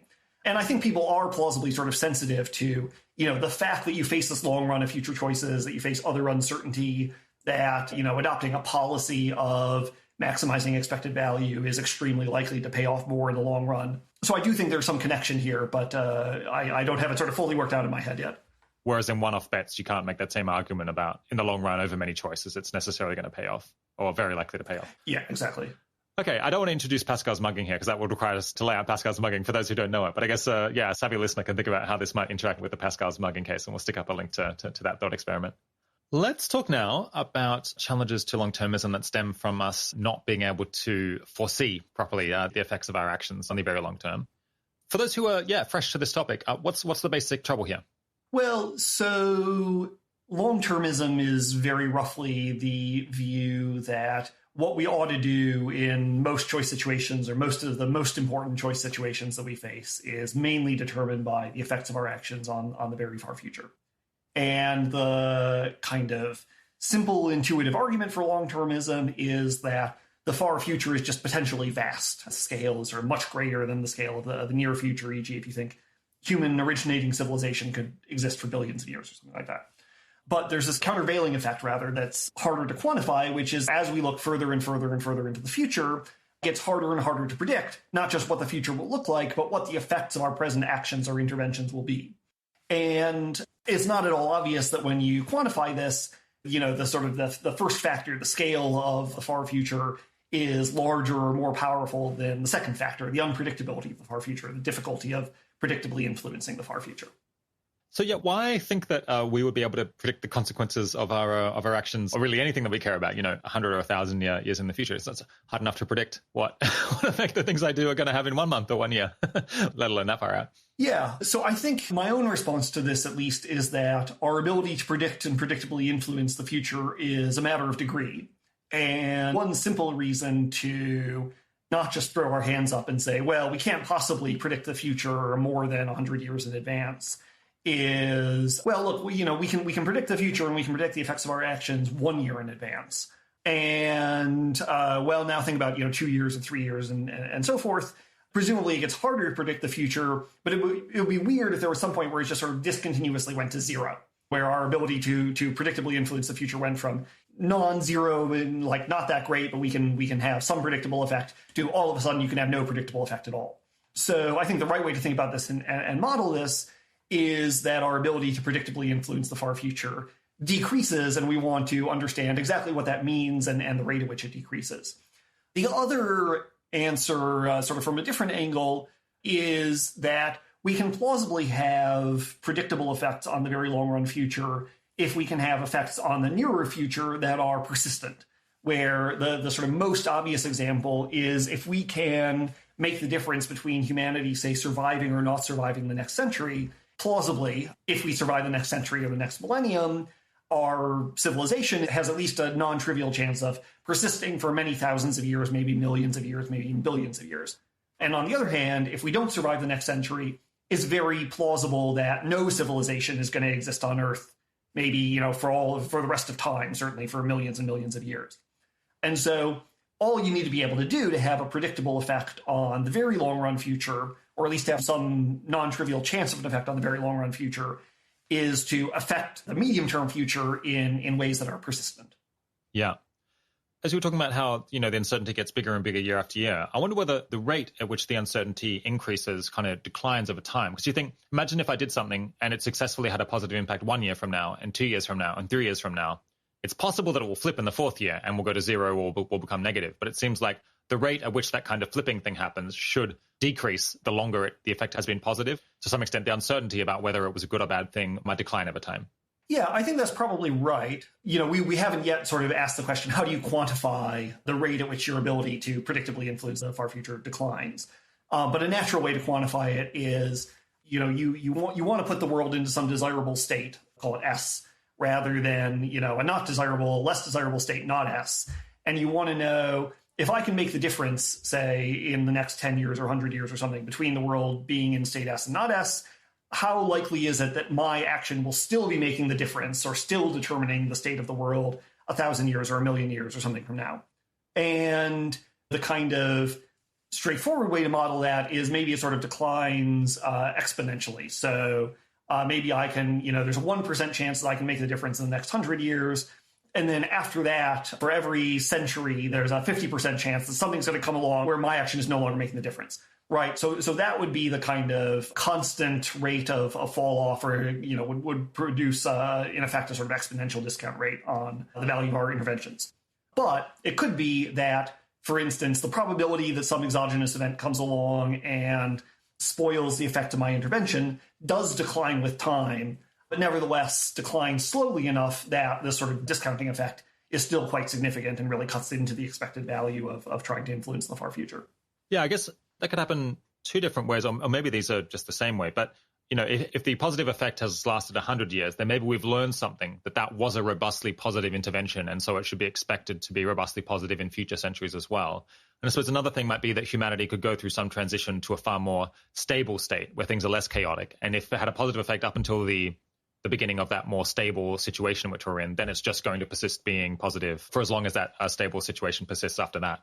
Yeah, that's right. So, one way of arguing, for long-termism in the face of these sort of epistemic worries is to say, well, there's at least a non-zero probability that, again, in sort of the case of existential risk, that if our civilization survives the next 1,000 years, then all the dangers are behind us, we'll be multiplanetary. There's just no chance of these sort of exogenous events coming along, and so we'll survive until the death of the universe or something. And on the other hand, that if we don't survive, then maybe, the rate at which life arises on planets is just so low that there's essentially no chance that another civilization will ever replace us. And so at least if you have sort of, say 1 in a billion credence in this hypothesis that says that the effects of avoiding or causing existential risk will be persistent until the heat death of the universe or something like that, then that's enough to generate enormous amounts of expected value. But then we're sort of back to these worries about fanaticism, right? That so much of the expected value of existential risk reduction is coming from this maybe very improbable hypothesis of kind of unlimited persistence. Okay, so you've got a paper called The Epistemic Challenge to Long-Termism. What does you hope to add to this discussion with that paper? Yeah, so the purpose of that paper basically is to do some relatively simple and as I think of it, kind of preliminary modeling of the sort of relative weight of these two competing forces. So the way that I imagine things in that paper is, as I described it a moment ago, we want to put the world into some more desirable state rather than a less desirable state. And there's some chance that you can succeed in doing that in the sort of medium-term future, say the next 100 or 1,000 years. And then what you want to know is what's the probability that that effect will persist for a given length of time. And you imagine that there are sort of two kinds of exogenous events that could come along. One is sort of negative exogenous events where you manage to put the world into the more desirable state, but then a million years later, 10,000 years later or something, some event comes along that puts the world into the less desirable state anyway. So, for instance, humanity goes extinct anyway. And then the other possibility is, say, we fail to put the world into the more desirable state, maybe because we focus on the short term instead of focusing on existential risk, and we go extinct, but then nevertheless, some event comes along later, like another intelligent civilization arises on Earth. And so, by a million years from now, civilization is back in business or something like that. The goal of the paper is, I think, this is a sort of inevitably a quantitative exercise to figure out what these kinds of considerations do to the expected value of the far future. But I tried to sort of bite off a little piece of this and say, well, let's suppose we're, total consequentialists. So we grant some sort of normative assumptions that are favorable to long-termism. And let's suppose we're just happy to be naive expected value maximizers. So I'm sort of setting aside these worries about fanaticism for most of the paper. But then I'm going to try to examine the set of kind of empirical assumptions or empirical beliefs or worldview that you might have that's kind of least favorable to long-termism within reason. And that means, among other things, thinking that maybe there is some irreducible rate at which these exogenous events come along, like an illimitable minimum chance of extinction per century that produces this kind of permanent exponential discount rate on the effects of our actions. And so the purpose of the paper is to kind of model if, humanity either is just existing in a good state for some indefinite period of time, or maybe we're expanding and we're settling more of the universe, but there's also the sort of illimitable possibility of exogenous events coming along. Does the expected value of attempts to influence the far future, for instance, by existential risk reduction, still look so good in comparison to the expected value of attempts to improve the more short-term future? Yeah. Okay, so earlier I was saying, well, if you make some positive intervention, then that might get washed away in future. But the rate at which it washes away probably declines over time, or there's some reasons to think that might be true. And here you're considering a relative kind of worst case scenario where it's the case that the rate of your actions being washed away in the future just remains constant. So every 100 years, the odds of like something great that you accomplished just becoming irrelevant remains, say, 1%, 10%, 50%, well, or whatever it may be. In which case you get this like geometric decay on the value that it provides over time. And then you're thinking, well, in that fairly dismal scenario, is it still worth focusing on the very long term, or do long-termist projects then get dominated by things that have a bigger impact on the immediate term? Yeah, that's right. I'm trying to do kind of two things. One is develop this fairly general model where you can think about any long-termist intervention you want kind of under the rubric of more desirable state, less desirable state, and how long does that effect persist. But then the case that I'm trying to actually address numerically is the expected value of existential risk reduction.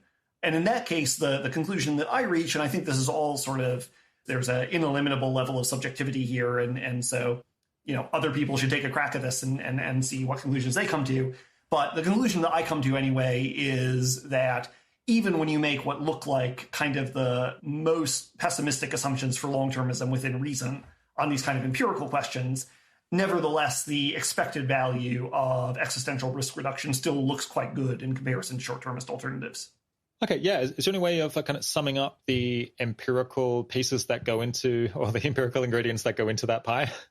Yeah, well, so the short answer is there's, a whole bunch of parameters in this model, each of which makes some difference, but probably the most important things you have to think about are, number one, how much of a difference can I make to the probability of the better outcome rather than the worse outcome, so humanity surviving rather than going extinct, being realized in the medium term, where what I do in the paper is a very kind of Fermi estimate style thing where I just say, well, imagine that human civilization as a whole focused on nothing but ensuring its own survival every waking minute of every human being's day for the next 1,000 years. How much could we change the probability that we survive? And I say, well, surely, at least 1%. And then, okay, what proportion of humanity's work hours over the next millennium, say, can you buy for $1 million? And if you assume that the returns to existential risk reduction at least aren't increasing, we assume typically things have diminishing returns. So to be as sort of pessimistic as possible, assume you have constant returns, and then that allows you to sort of get a sort of lower bound estimate of how much you can change the probability of premature extinction. So then the sort of second important empirical question is, how good do you think the survival of humanity would be? And that depends a lot on, are you thinking about a scenario where we just sort of remain earthbound for, say, 500 million years until the sun gets too hot, or a scenario where we expand into the universe, and so the sort of value of human civilization is growing, presumably sort of cubically in time because we're expanding, in three spatial dimensions. Exactly. So I consider both of those possibilities, and I try to make sort of conservative assumptions about, what the sort of welfare of future people will be like. And then the final crucial piece is, what do you think the sort of ineliminable long-term rate of exogenous events coming along is going to be? And again, in the spirit of just sort of testing the robustness of long-termism and making kind of the most pessimistic assumptions within reason, I say, well, let's take what look like the most pessimistic, reasonable assumptions about the next century, and probably the most pessimistic thing you could reasonably believe is that represents the sort of ineliminable long-term rate at which existential catastrophes come along.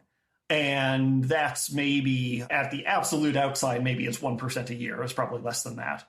Yeah, so what I conclude in the paper is you can sort of, if you make sufficiently pessimistic assumptions about, for instance, the long-term rate at which existential catastrophes come along sort of ineliminably, you can come up with empirical assumptions that if you really commit to them, will really cut the expected value of, say, existential risk reduction down to something trivial. So, for instance, if you think there's an ineliminable 1% risk of existential catastrophe every year for the rest of time, right? But once you start accounting for uncertainties about parameters in the model, for instance, okay, I have at least some credence that a far future civilization will be more stable or more secure than that the annual rate of existential catastrophe will be only, say, 1 in 10,000 or 1 in 100,000, 1 in a million or something like that. And, maybe I'm sort of skeptical that humanity will ever settle the stars, but I think there's at least a 1 in 1,000 or 1 in a million chance that we will. And maybe I think there's a 1 in 1,000 chance of these sort of really utopian scenarios where we manage to just produce sort of astronomically more happiness per unit resource or per star system than, our current technology allows us to. And you only need a little bit of credence in those more optimistic assumptions to get the sort of case for existential risk reduction back on track, at least within the framework of sort of expected value maximization. But then you sort of end up back at this point, which motivates my interest in fanaticism, where honestly, I think it's just quite hard to figure out, at least without a ton of subjective guesswork, how much does the expectational case for, say, working on existential risk reduction depend on these very sort of extreme tail probabilities. But it's at least sort of prima facie plausible that it does. If you're very skeptical about the scenario where far future human civilization is extremely stable and expanding into the stars and producing enormous amounts of happiness, and you assign, there are reasonable people who think that that's just a sort of outlandish possibility and assign it, very sort of small trivial probability, yeah, it could turn out that the sort of expectational case for existential risk reduction is really driven by that trivial probability you assign to what you see as a sort of outlandish scenario. And so I think where this exercise leaves me, at least, is thinking, Insofar as we're happy to be expected value maximizers for whatever reason, the case for prioritizing at least existential risk reduction, maybe the long-term future more generally, looks pretty robust. But insofar as we have these sort of residual worries about fanaticism, there is a kind of question mark where, those worries about fanaticism combine with our epistemic worries about the far future to produce some sort of residual discomfort potentially with long-termism. So to kind of repeat that back, sounds like if you're someone who is just like really feels very unsure about what are the odds that a group of people really trying to reduce the risk of extinction are going to succeed, and if you're really unsure about how large could human civilization become in future, or, Earth originating life, like maybe it can go to space, maybe it can't, no idea. And if you're also unsure about like whether we'll ever be able to achieve some kind of stable state where extinction is now very unlikely, then all of that uncertainty kind of means that there is some like reasonable possibility that we will get to this like stable, very positive and very big state. And so that uncertainty means that there's a strong case for working to try to achieve that outcome by reducing the possibility of some catastrophe that would take us off track now. And to get around that, you kind of have to say, no, I'm like really sure that we can't reduce extinction now, and I'm really sure that we're never going to achieve a stable state. And I know we're never going to get off Earth, or we're never going to leave the solar system. Things that I guess some people claim that. I don't really know what on earth the basis would be for being so confident about any of those claims. To be honest, like no one of those three seems plausible to me, really. But someone who was committed to those empirical views, they would have a strong case against potentially working on long-termism. Yeah, I think that's right. And I share your intuition, not from the perspective of any of this empirical stuff being my real expertise, but it does seem just very strange to me to not assign, some substantial probability to humanity eventually settling the universe and, living in ways that are radically different and maybe radically better than the way we live today. But part of the purpose of this exercise is to say, well, there are these sort of smart, apparently reasonable people who really do find these sort of scenarios outlandish, and they assign at least sort of most of their credence to the more kind of mundane, earthbound scenarios for what the far future will look like. And should those people be long-termists, particularly when you sort of throw these epistemic worries into the mix? Yeah. I guess it seems like you could combine this paper with the fanaticism one to get some kind of middle ground thing where maybe you have to discount or chop off the most extreme, biggest outcomes because they would be large relative to the background uncertainty. But then maybe if you kind of bake this cake all together, you end up with some moderately strong case or like moderately robust case in favor of working on really long-termist projects. Yeah, this is all sort of very back of the envelope and subjective, but it seems to me, and I make some argument for this in the paper on stochastic dominance, that our background uncertainty is at least sort of great enough that we should be quote unquote fanatical or expected value maximizers, roughly out to probabilities like 1 in a billion or something like that.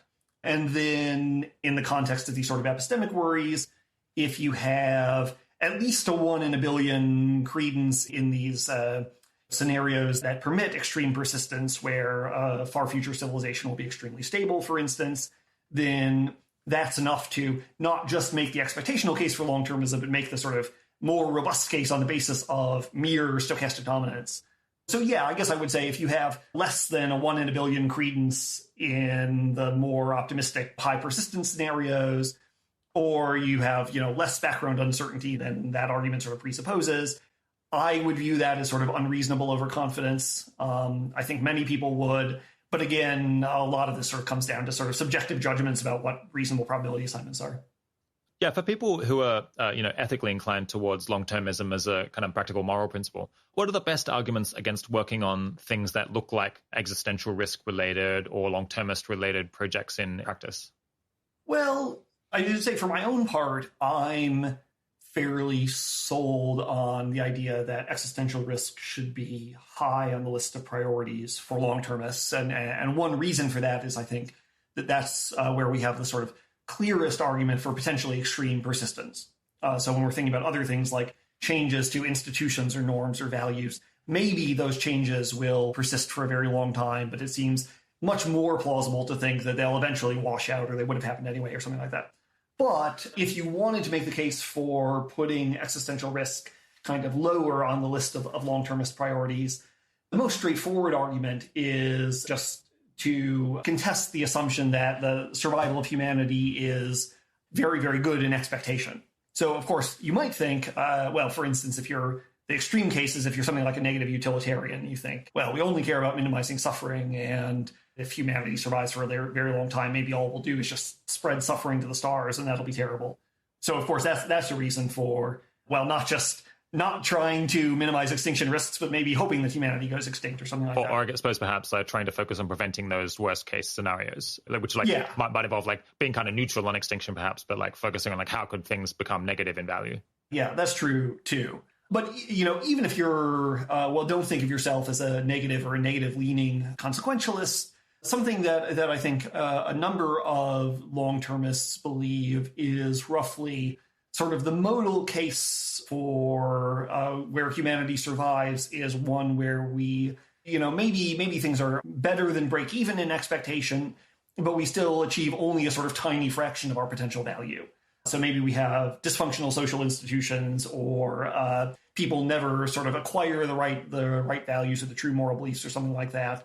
Or we're just not ambitious enough. Yeah. Imagine, for instance, that the far future, by default, the modal scenario is kind of like human civilization today, where at least if you set aside, worries about factory farms and wild animals and just think about human beings, plausibly we're like a little bit above break even. Probably most people's lives are worth living, but we're not, all ecstatic all the time or something. And maybe the modal scenario is that continues just with, fancier technology. Then you might also think, well, there is this other possibility out there where we just achieve sort of astronomical levels of happiness and value, and in one way or another optimize the universe for value.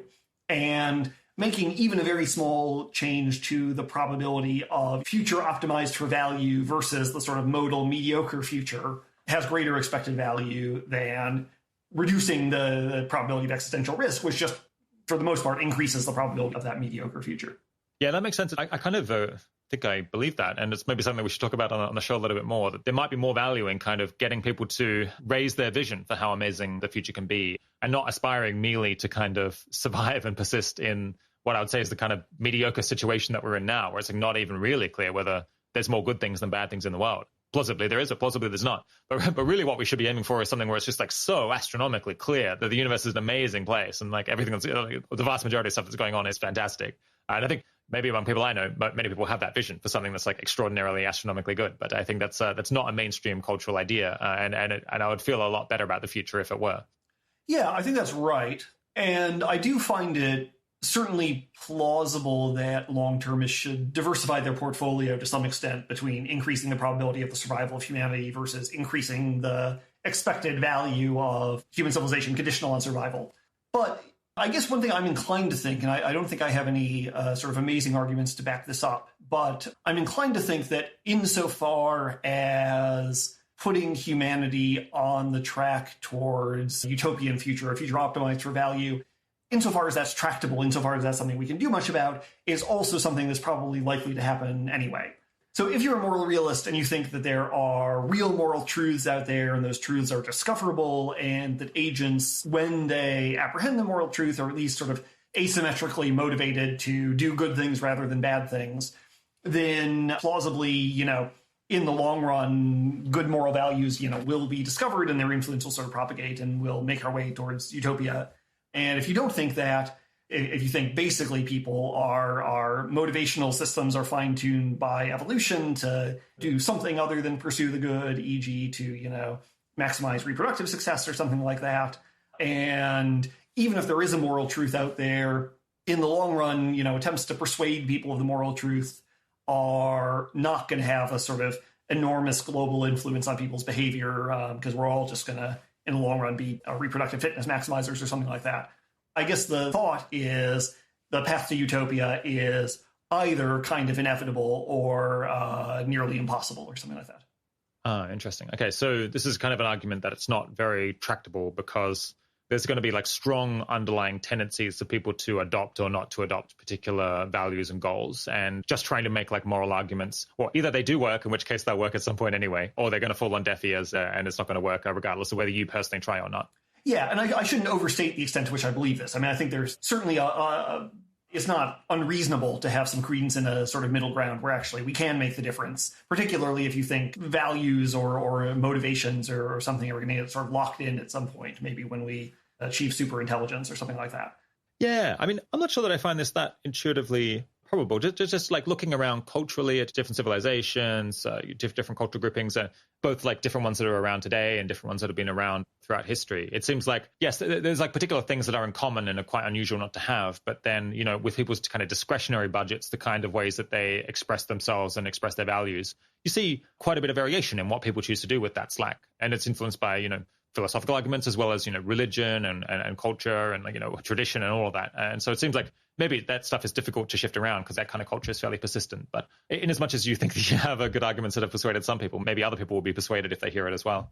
Yeah, I mean, I find that sort of perfectly plausible or at least worth entertaining. But I think there are sort of two stories you can tell about the historical record that correspond to the kind of two prongs of this dilemma I was describing. So, one prong is the kind of moral progress story where slowly and unevenly and kind of in fits and starts, we've been inching our way towards the moral truth. And there's plenty of diversity, for instance, because there's a million ways to be wrong and only one way to be right. So insofar as we haven't reached the moral truth yet, we have different moral errors that we've fallen into. And number two, insofar as different cultures are making sort of progress along that path towards the moral truth at different rates or something like that.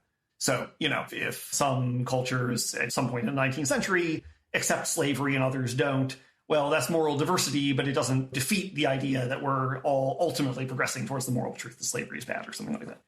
And then the other story you can tell is the kind of hard-nosed Darwinian story where what's happened in the last, say, 2,000 or 3,000 years is just that we've been sort of out of evolutionary equilibrium in this weird way where we have motivational systems that were sort of fine-tuned for our ancestral environment, and suddenly we're thrust into this new environment where our motivations can maybe go off in weird directions, and there aren't sort of strong selection pressures because, well, we have things like an agricultural surplus that means that even people making sort of weird non-fitness maximizing choices, their lineages can survive for a while.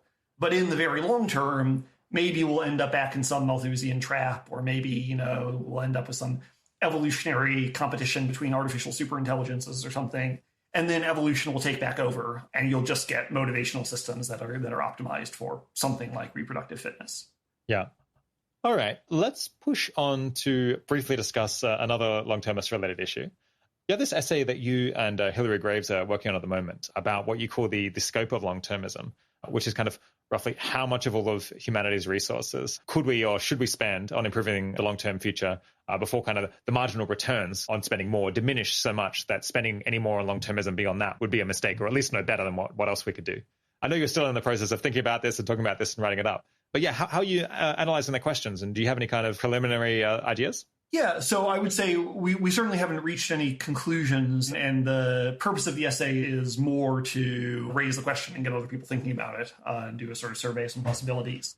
There are kind of two motivations for thinking about this.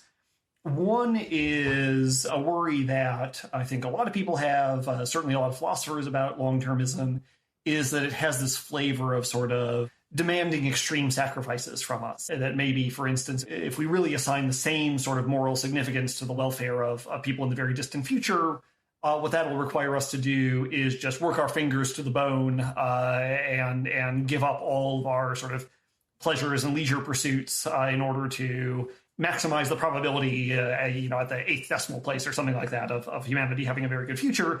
And this is actually, this is sort of a classic argument in economics, too, that, the reason that you need a discount rate, and more particularly the reason why you need a rate of pure time preference, care about the further future less just because it's the further future, is otherwise you end up with these unreasonable conclusions about what the savings rate should be. And so one of the things that we want effectively, we should invest everything in the future and kind of consume nothing now. So it would be like take all of our GDP and just convert it into more factories to make factories kind of thing, rather than do anything that we value today. Yeah, exactly. So both in philosophy and in economics, people have thought, surely you can't demand that much of the present generation. And so one thing we wanted to think about is how much does long-termism, or how much does sort of temporal neutrality and no rate of pure time preference actually demand of the present generation in practice. The other question we wanted to think about is, insofar as the thing that we're trying to do in sort of global priorities research and in thinking about cause prioritization is find kind of the most important things and draw a circle around them and say, this is what humanity should be focusing on. is long-termism the right circle to draw? Or is it maybe the case that there's like a couple of things that we can productively do to improve the far future, for instance, reduce existential risks, and maybe we can try to improve institutional decision-making in certain ways. And, other ways of improving the far future, well, either there's just not that much we can do, or all we can do is sort of try to make the present better in sort of intuitive ways, produce more fair, just, equal societies and hope that they make better decisions in the future. Improve education. Yeah, exactly. Where the sort of more useful thing to say is not, we should be optimizing the far future, but this more specific thing, okay, we should be trying to minimize existential risks and improve the quality of decision-making in, national and global political institutions or something like that. There's two things there. One is kind of the demandingness issue of like, should it be that we should spend almost all of our time trying to improve the very long-term future and hang the present? And maybe also it sounded like you were alluding to the idea that maybe there might, after, we've spent some amount of resources doing things that are specifically for the long-term future, there might end up being quite a degree of alignment between stuff that makes the long-term go well and things that makes the present world go well. Because if the way to figure out how to improve decisions that we'll make in the future with the institutions we have is probably just to improve those institutions and make people more reasonable and informed and better able to make decisions now, and then hope that will carry forward. And so doing things that would make things look better in 100 years or 1,000 years might just end up looking awfully similar to just trying to improve how things are being run today. Yeah, exactly. You could think of there being sort of a spectrum between radical long-termism and subtle long-termism, where radical long-termism, for instance, if you sort of really took seriously the idea that it's all about maximizing the growth rate, maybe so that we can sort of start launching our space probes as soon as possible and minimize astronomical waste, get to all the stars before they vanish beyond the astronomical horizon. And so then the thing that we should be doing right now, the kind of long-termist thing to do, as you described, is like making factories to make factories. Every waking moment should be about, launching those first space probes as quickly as we can. So that's the kind of the radical long-termism. And then the more subtle long-termism says things like, well, the far future is very important, but we don't know exactly what challenges we're going to face, what choices we're going to have to make. So the best thing we can do right now is try to equip people 50 or 100 years from now to face those challenges and make those choices better. And for instance, one way we can do that is by trying to improve things like social capital and social trust. So societies where there's a higher level of trust have more effective institutions. People are more willing to make sort of sacrifices for the common good. For instance, more willing to wear masks during a pandemic, say. And that just has all sorts of unexpected payoffs in all sorts of situations. So what we should really be doing is, for instance, trying to make existing societies more fair and just and equal in order to improve social trust and social capital. And that's going to have all these downstream payoffs in terms of how we face these sort of unexpected challenges. And that's not to say that sort of long-termism is false or that long-termism makes no difference in practice, because it might be, if we were just thinking about the next 100 years, we should be focused on factory farmed animals or something like that. So maybe sort of thinking about the long-term future is shifting our focus between one of the things we might intuitively be doing and another, but the result is not sort of this crazy demanding. But in a way that's very recognizable. Yeah, exactly. Yeah, interesting. Do you have any kind of preliminary conclusions, or would you like to guess where you might come down on these? Yeah, I mean, that second thing, I think nothing that I'd want to call a preliminary conclusion yet. I guess my own intuition is in that subtle long-termist direction, that we should think of the future as very important, but also very unpredictable. And that means that most of what long-termists should be doing, apart from a few sort of obvious cases like reducing existential risks, is trying to equip the next few generations to make choices better. And that involves mostly, I mean, I think this is a sort of interesting question. We want people in 100 years from now to respond to challenges better. Are the things that we're going to do to achieve that end mostly things that will make people, between now and then better off? Or maybe we should sort of subject the next, couple of generations to lots of adversity so that they're, forced to build character and learn how to confront it. Maybe we should, put them all in Hunger Games scenarios so that they can survive if humanity's on the brink or something. But intuitively, I think, more prosperous, more fair, more just, more equal societies are just likely to handle challenges better. And so there's a kind of natural connection between trying to improve our ability to respond to challenges and just trying to improve the lives of people alive today and in the near future. I guess the kind of natural middle ground view is maybe humanity could spend $1 trillion each year on stuff that is like quite targeted at the long term, things related to nuclear weapons and dangerous new technologies and building friendships between countries so they don't go to war and things like that. But then, after we've like soaked up all of that low-hanging returns, what's left is like stuff that is extremely recognizable, like trying to get governments to work better and making better decisions and generally making sure that people know what's going on in the world and all this other stuff that we were kind of doing anyway, not maybe quite as much, and we should do a bit more of it. But it doesn't look really at all peculiar. Yeah, I think that's right. Although another thought that's worth adding to the mix, and this is an observation that I'm stealing, at least proximately from Carl Schulman, is that even that $1 trillion, the stuff that you're spending on nuclear weapons and biological risks and so forth, may not be that difficult to justify from a short-termist perspective. If you're just thinking about the next 100 years, there's already a pretty compelling case for worrying about nuclear weapons and biological risks and even artificial intelligence. So even there, maybe it is just sort of long-termism, reshuffling the list of the top 10 priorities. Converges with common sense. Yeah. Yeah, I was taking something that was the 10th priority and making it the 5th, or taking something that's the 3rd and moving it to the 1st. Exactly. But this was all like stuff that we really should have been focusing on if we were smart anyway. Yeah, I probably should stop describing all of this stuff as peculiar, because I'm not really sure that like any significant fraction of people thinks that trying to prevent a pandemic or trying to prevent a nuclear war actually is peculiar. It actually is very common sense. Yeah, I mean, it seems in practice like one of those things where the big challenge is just to sort of get people marching in the direction that everybody agrees is the direction to march. Another quick thing that I know you've been thinking and talking about at GPI is about kind of how large the expected value of the continued existence of human originating or Earth originating civilization might be. As I understand it, you've been kind of going back and forth in the group looking at like historical trends in how well the world is going and how well we're cooperating and things like that. And maybe also thinking, is there a tendency towards things being good rather than bad because intelligent agents that are kind of capable of dominating a planet are maybe more likely to go out and pursue the goals they have and try to make things better rather than just go out and engaging in wanton destruction that probably wouldn't last very long if they were like that. Obviously a very speculative area, but kind of what sort of considerations have featured prominently in those discussions? Yeah, I think those two threads that you've identified have probably been certainly among the things that we've been most interested in. There is this kind of outside view perspective that says if we want to form rational expectations about the value of the future, we should just think about the value of the present and look for trend lines over time. And then you might look at, for instance, the sort of Steven Pinker stuff about declines in violence, or look at trends in global happiness. But you might also think about things, of course, like factory farming, right? And reach the conclusion that actually, even though human beings have been getting, both more numerous and better off over time, sort of net effect of human civilization has been getting worse and worse and worse, as we farm more and more chickens or something like that. Yeah.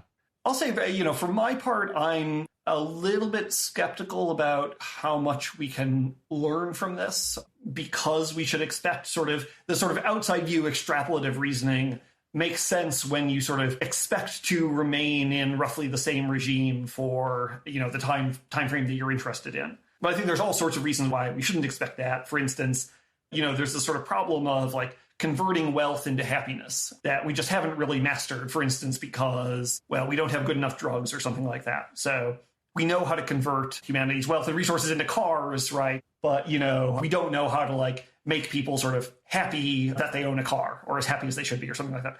But that's in principle, a solvable problem. Maybe it's just, getting the right drugs or the right kind of psychotherapy or something like that. And in the long term, it seems very, probable to me that we'll eventually solve that problem. And then there's other kinds of cases where the sort of outside view reasoning just looks kind of clearly like it's pointing you in the wrong direction. So for instance, like maybe the net value of human civilization has been trending really positively. Humanity has been a big win for the world just because we're destroying so much habitat that we're, crowding out wild animals who would otherwise be sort of living lives of horrible suffering. But obviously that trend line is sort of bounded, right? We can't create, negative amounts of wilderness. And so if that's the thing that's driving the trend line, you don't want to extrapolate that out to the year 1 billion or something and say, things will be awesome in 1 billion years. Yeah, I see. Interesting. Like, I think it is quite possible, perhaps, that humanity has overall been negative because of all of the suffering that we've created in factory farming. And I guess, other very negative places, perhaps like prisons, there's an enormous amount of suffering. And in these like, very specific locations, that's enough to outweigh the broader, like, mild good that the rest of us get. But then you would have to extrapolate that, just like, if you do this extrapolation, you're going to end up assuming that, in 1,000 years' time, we're just going to have like 1,000 times as many animals or something like that in factory farms, which just seems like extremely improbable given that it's such an already borderline outmoded technology. So why on earth would you project that forward all that way? Right, exactly. So the overall trend line is being driven by this sort of one phenomenon, where that one phenomenon could just easily go away in 100 years, maybe for just boring technological and economic reasons. Yeah, again, it seems like extrapolating too far out in the future, to me at least, looks like a mistake. Yeah.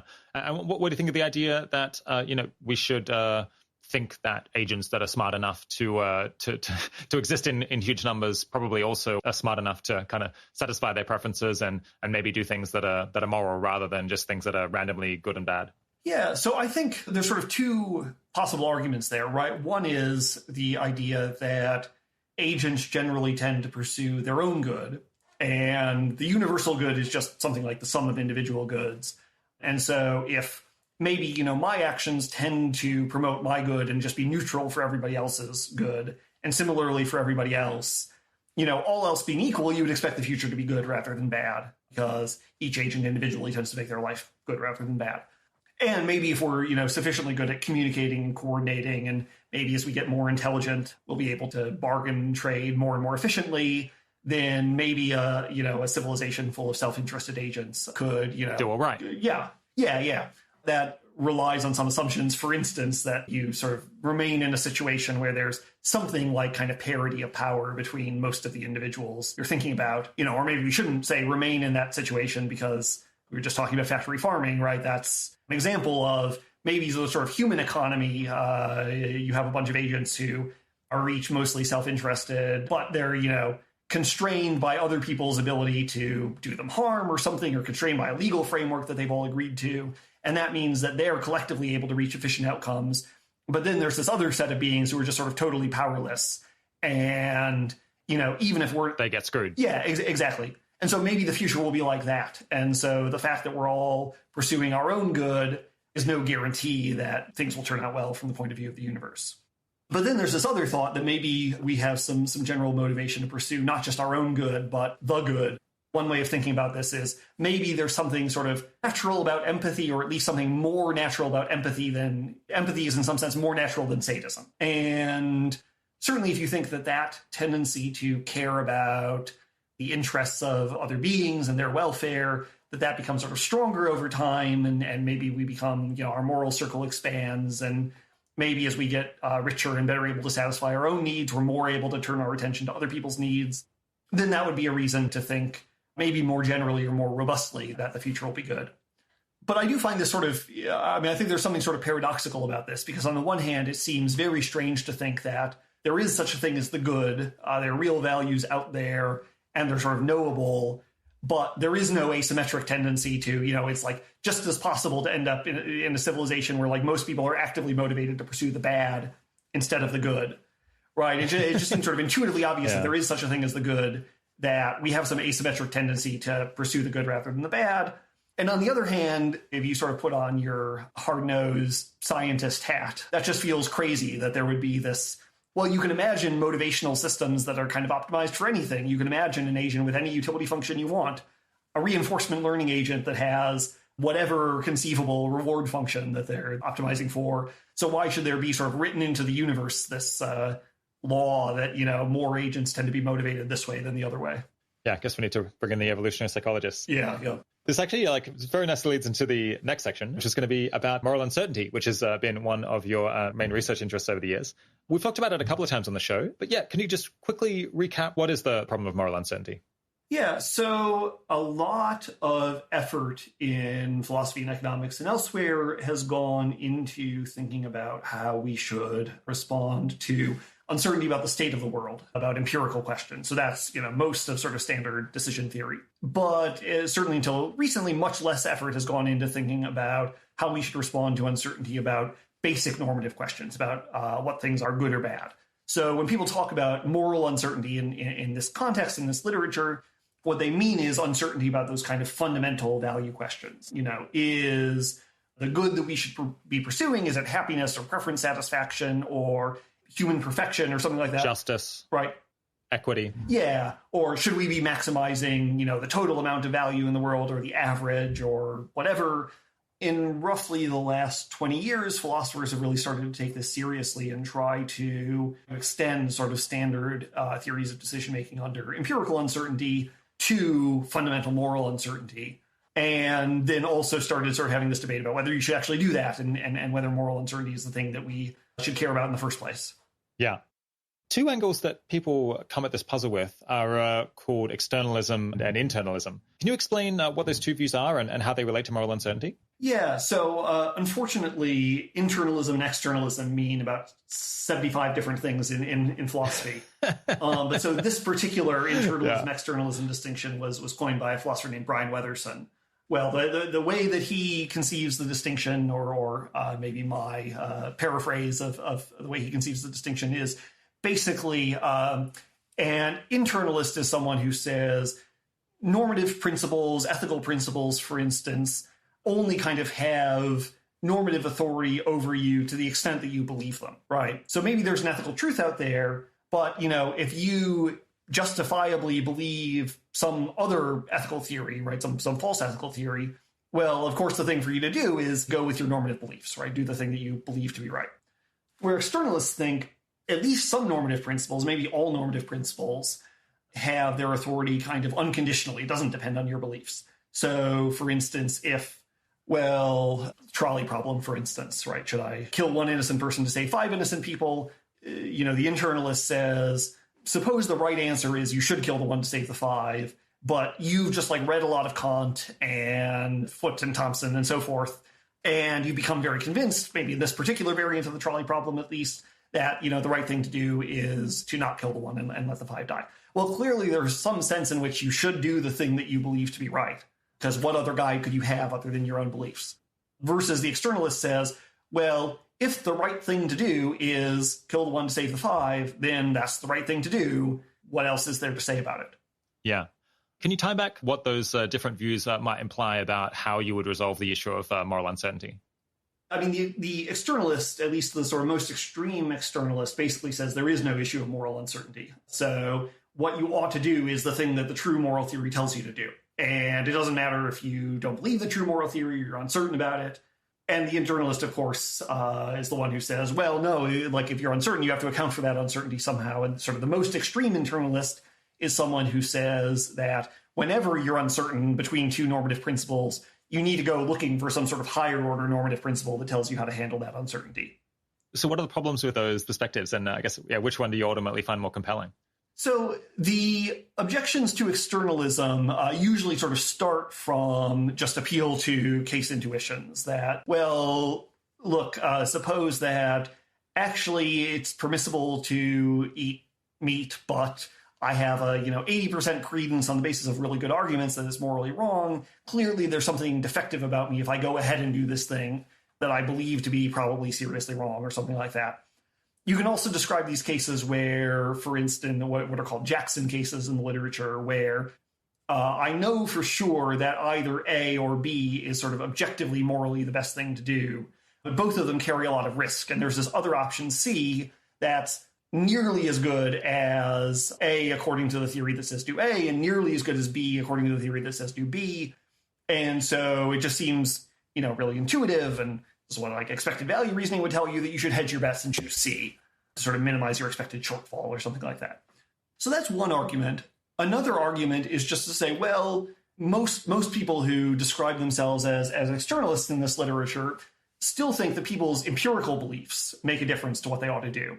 If I think that this coffee cup might be poisoned, even if it in fact isn't, I nevertheless shouldn't drink from it. I shouldn't offer it to you, right? So clearly my empirical beliefs and uncertainties make a difference to what I ought to do. And then there's a sort of burden of proof on the externalist to explain what's the difference between our empirical beliefs and our moral beliefs. I guess someone could try to object that and say, if the coffee isn't poisoned, then you should drink it, even if you think that it is poisoned. But then there's something that's kind of obtuse about that answer. It's like, okay, well, all right, I agree in some sense that's true, but you're not really grappling with the situation in which we really find ourselves in the real world. So what is the point of this kind of deliberately point missing statement? Yeah, I mean, the way that I think about this is in any of these cases, or in, so for instance, the classic kind of empirical Jackson case where there's a doctor trying to decide whether to treat a patient and she doesn't know which condition the patient has, right? And there's one drug that would perfectly cure condition 1, another that would perfectly cure condition 2, but they're both sort of fatal if the patient has the other condition. And then there's a drug C that would, nearly perfectly cure both conditions. And to me, the argument is something like, if you were in fact in that doctor's position, question 1, what would you do? And obviously, any reasonable person would prescribe drug C. And then the second question is, do you think that that's just a sort of arbitrary, irrational, maybe sort of spasmodic thing that you're inclined to do? Or do you think that you're somehow being guided by reasoning or guided by norms when you make that decision? And it just seems totally incredible to me to not concede that that decision is guided by norms or guided by reasoning. And I think you can say exactly the same thing in the sort of normative case. So that's the problem with externalism. What are the weaknesses of the internalist view? Yeah, so probably the biggest weakness in my mind is, well, two things. One is it's vulnerable to the sort of regress problem, where the most extreme externalist says if you are uncertain between, two normative principles, N1 and N2, you need a higher order normative principle. But then intuitively, it's not like once we get from, first order ethics to second order ethics, now the cloud's open and everything's clear and we know what those principles are. There's uncertainty and debate there too. And so we need third order principles and so on and so on and so on. And there are some sort of felicitous conditions, like Phil Trammell has a nice paper that describes somewhat general conditions under which you can get this kind of nice convergence thing that happens as you go up to higher and higher order norms. But in the general case, where you have credence in kind of the full range of higher order theories that might seem reasonable, it seems like you just end up stuck and you're never able to reach a kind of norm-guided decision. And so that looks bad. Okay, so the issue is you need some principle to, evaluate and aggregate your different underlying moral philosophies that could plausibly be true. So you need this principle of moral uncertainty. How do you evaluate those? But then you're going to be uncertain about the different principles by which you would aggregate. Yeah. So you've got uncertainty about moral uncertainty. And so you need some higher level principle to figure out how to aggregate at that level, and on and on and on. It would be nice if each level you went up, you kind of converged on some common view where regardless of the specifics of exactly what you believed, you ended up at the same place. And I guess an alternative thing would be that you just got to some bedrock level where there was no more uncertainty. And at that stage, you could just say, well, now you just should do the thing that the correct theory says, and you would stop the regress that way. But it's possible that neither of those two escape hatches is available. Yeah, exactly. Maybe nobody, as far as I know, has thought about 11th order meta norms. But maybe once we get up to the 11th order norms, it'll just be obvious what the true 11th order norm is, and we can stop. But that doesn't seem particularly plausible. So that's kind of the negative argument against internalism that leads you into this regress. And then I think there's a sort of positive argument for some kind of externalism, which says roughly, okay, what is the question we're asking here? Maybe we're asking, what's the rational thing to do under uncertainty in general?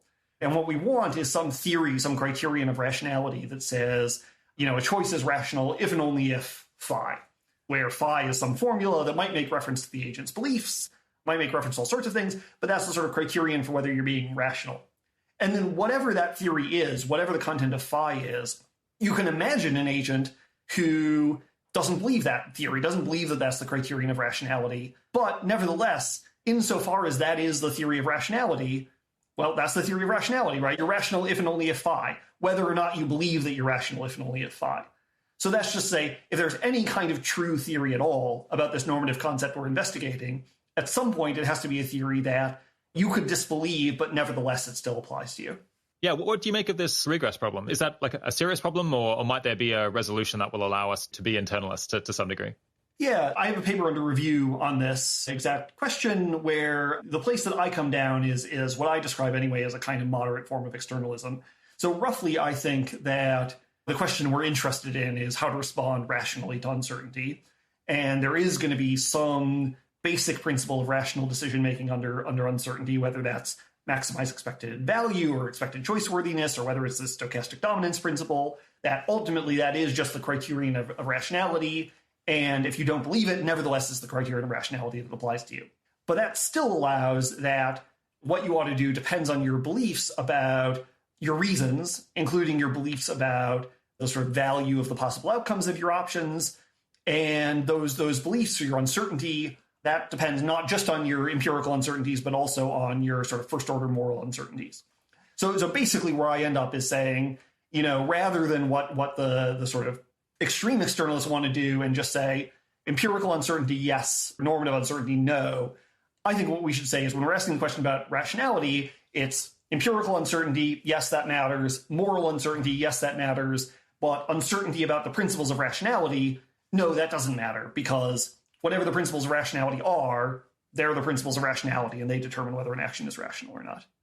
Okay, so you're going to have like a mixed view where you're going to be an internalist about empirical uncertainty, an internalist about moral uncertainty, but then an externalist about like the basic principles of rationality. Is there like a compelling reason you can give to take one view in some cases and the other view in the other cases? So the argument is basically, well, those two arguments I just gave. Number one, it lets you avoid the regress problem. But number two, I think the more significant, compelling argument is insofar as we're asking a question about rationality, the answer ultimately is going to be a criterion of rationality. And whatever that criterion turns out to be, that's the criterion, despite the fact that people are capable of doubting or denying it.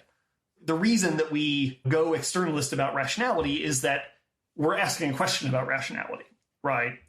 Rather than, if the question you're asking is which option will produce the most value, then yeah, that's an externalist question. Yeah, right. So that question, it doesn't depend on your beliefs at all, right? It just depends on what the true moral theory is and the true state of the world. But when we're asking a question about rationality, that just depends on the true theory of rationality plus what the true theory of rationality says is sort of part of the criterion, which is your beliefs, probabilities about empirical questions and normative questions. Okay, yeah, so that actually makes a whole bunch of sense to me. Do lots of other people accept this view?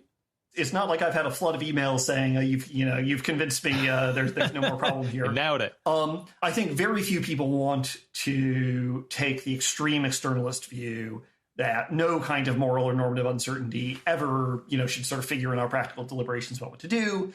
And I think very many people also worry about the sort of regress problem and do think that there has to be some norm where we pound our fists. So I think something in the vicinity of this view, a lot of people would at least be open to. I guess, yeah, some people approach this whole thing from a different angle where they don't think of ethics as being, these external, eternal truths that come with the universe, like, say, laws of physics. They think of it maybe as just like a reflective equilibrium that they reach about their preferences or a way of describing their personal values rather than, pre-existing truths that predate them. Should they still care about this issue of moral uncertainty? Does it make sense to talk about moral uncertainty there? It seems like that's going to be related to this externalism, internalism thing. Yeah, I think that's right. So there's, kind of a couple of ways of taking that attitude. So one option is to be what's called a non-cognitivist about metaethics, where you think that ethical judgments actually just aren't claims about the world at all, not claims, for instance, that some actions have a property of objective rightness, rather they're ways of expressing attitudes, for instance. So like the very simple kind of hackneyed version of this view says, when I say that giving to the poor is right, that's really just another way of saying, hooray for giving to the poor. And if I say that kicking puppies is wrong, that's just another way of saying, boo, kicking puppies.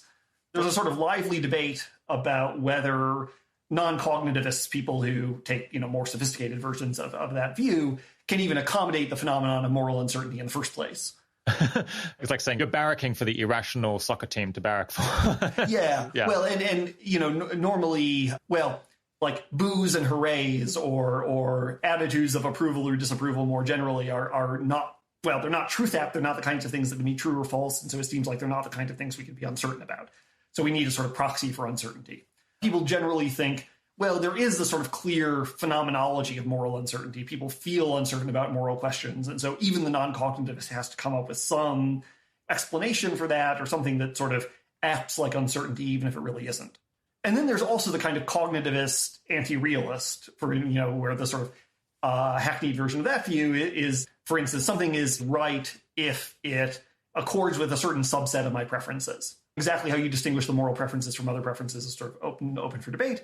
But there again, I think you feel some pressure at least to account for the apparent phenomenon of people being uncertain about moral questions.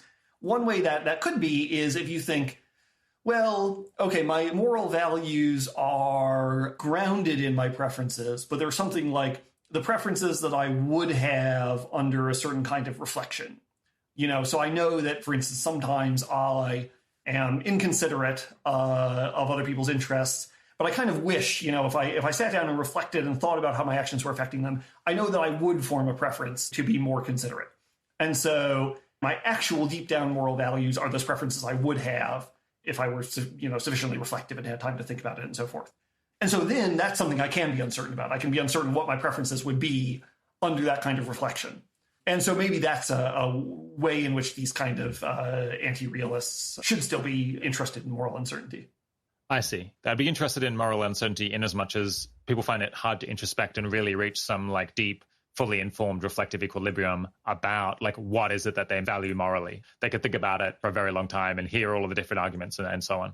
Yeah. I mean, a simple way to think about this is we probably all have the experience of doing things that we regret for kind of moral reasons, treating people badly and realizing afterwards and wishing that we hadn't done it.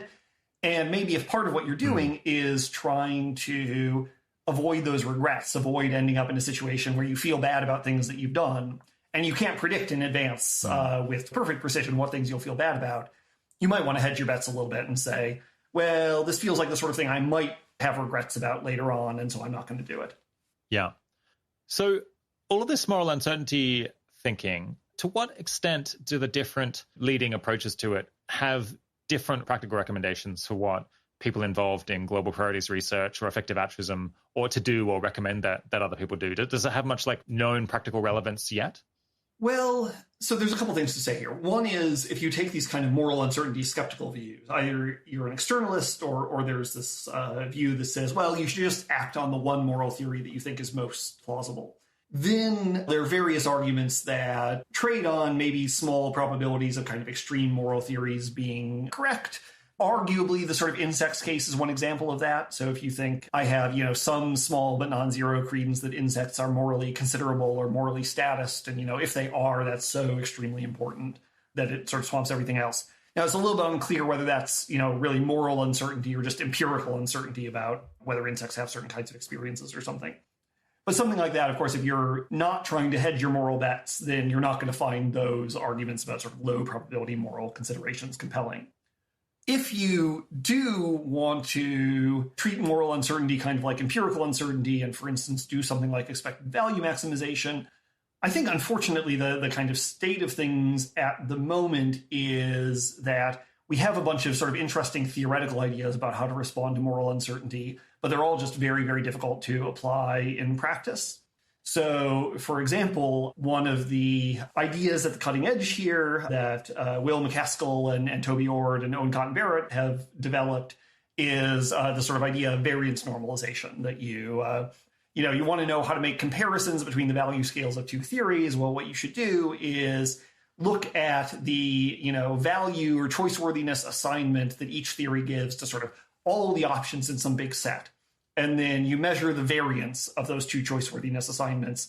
And then you stretch or contract the scale so that each theory now has a variance of, say, 1 or something. And then that tells you how to make comparisons between the scales. And there's some interesting, potentially compelling sort of theoretical arguments for doing things that way. But then to actually get practical implications out of that, you have to, first of all, make a list of potentially all the conceivable practical options that any agent might ever face, and figure out the choice-worthiness of each of them according to a given moral theory.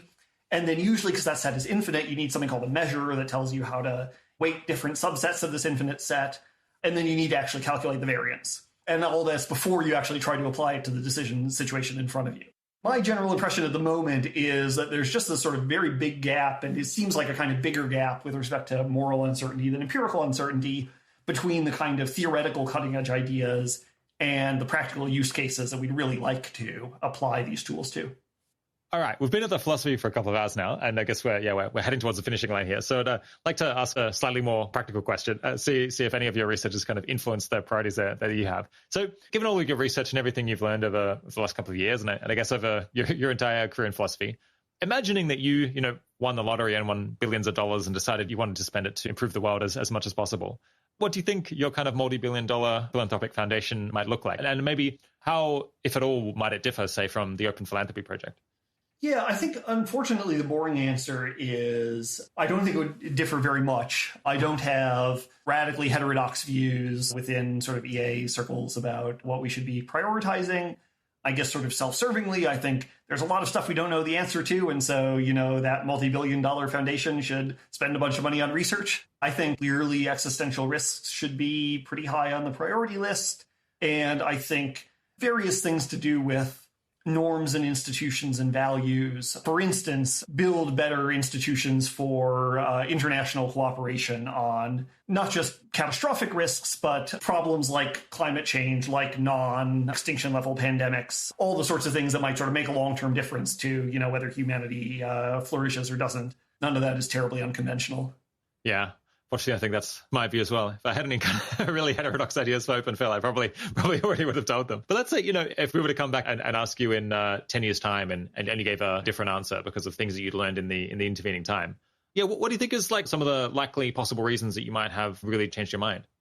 I think the most likely thing is just discovering a new way to really usefully spend money other than existential risk reduction and research. And, well, a lot of these sort of norms and values things are just sort of figuring out where philanthropic money or altruistically motivated agents can really get some traction, where there are leverage points, for instance, in government. And it seems reasonably plausible to me that we'll just learn quite a bit about that in the next 10 years or 20 years or something. And so there'll be maybe something of the scale of existential risks where we would just want to say, we want to be pouring a very substantial part of our budget into this. Yeah, that makes a bunch of sense. Are there any important philosophical questions that you think we might plausibly make good progress on in the next 10 years, or are they likely to be probably longer term projects? Yeah, I think it's always very hard, even retrospectively, to say whether we've made any progress in philosophy. I want to say that we have, particularly thinking about moral or normative questions, lots of things to do with human equality, the abolition of slavery, women's equality, for instance, that has been genuine moral progress. And whether or not it's been sort of abstract philosophical arguments that have ultimately moved the needle, certainly philosophers have had something to do with it, women's rights, for instance, or, Singer with respect to animal ethics. So, yeah, I guess I'm reasonably optimistic that moral philosophers have contributed to moral progress, whether or not that's from, the discovery of abstract moral truths or something else. And then, yeah, I think there's room for us to make progress. I feel cautiously optimistic about making progress in the short term on, among other things, these sort of epistemic questions where there is, among other things, a sort of philosophical angle, thinking about, say, inductive reasoning when we're sort of anticipating big structural breaks in the world or things like that, reasoning under unawareness where there are possibilities that we just haven't even imagined. So yeah, I'm optimistic about progress there. And then in the longer term, maybe making philosophical progress on things like consciousness and being able to really answer questions like, what are the physical or functional sort of substrates of experience, and being able to say for sure whether insects or simple artificial intelligences or whatever have experiences. Okay, let's do a little update on the state of global priorities research. I suppose, especially for anyone in the audience who's been listening for the last couple of hours and is thinking, damn, I'd love to do the kind of work that this guy's doing.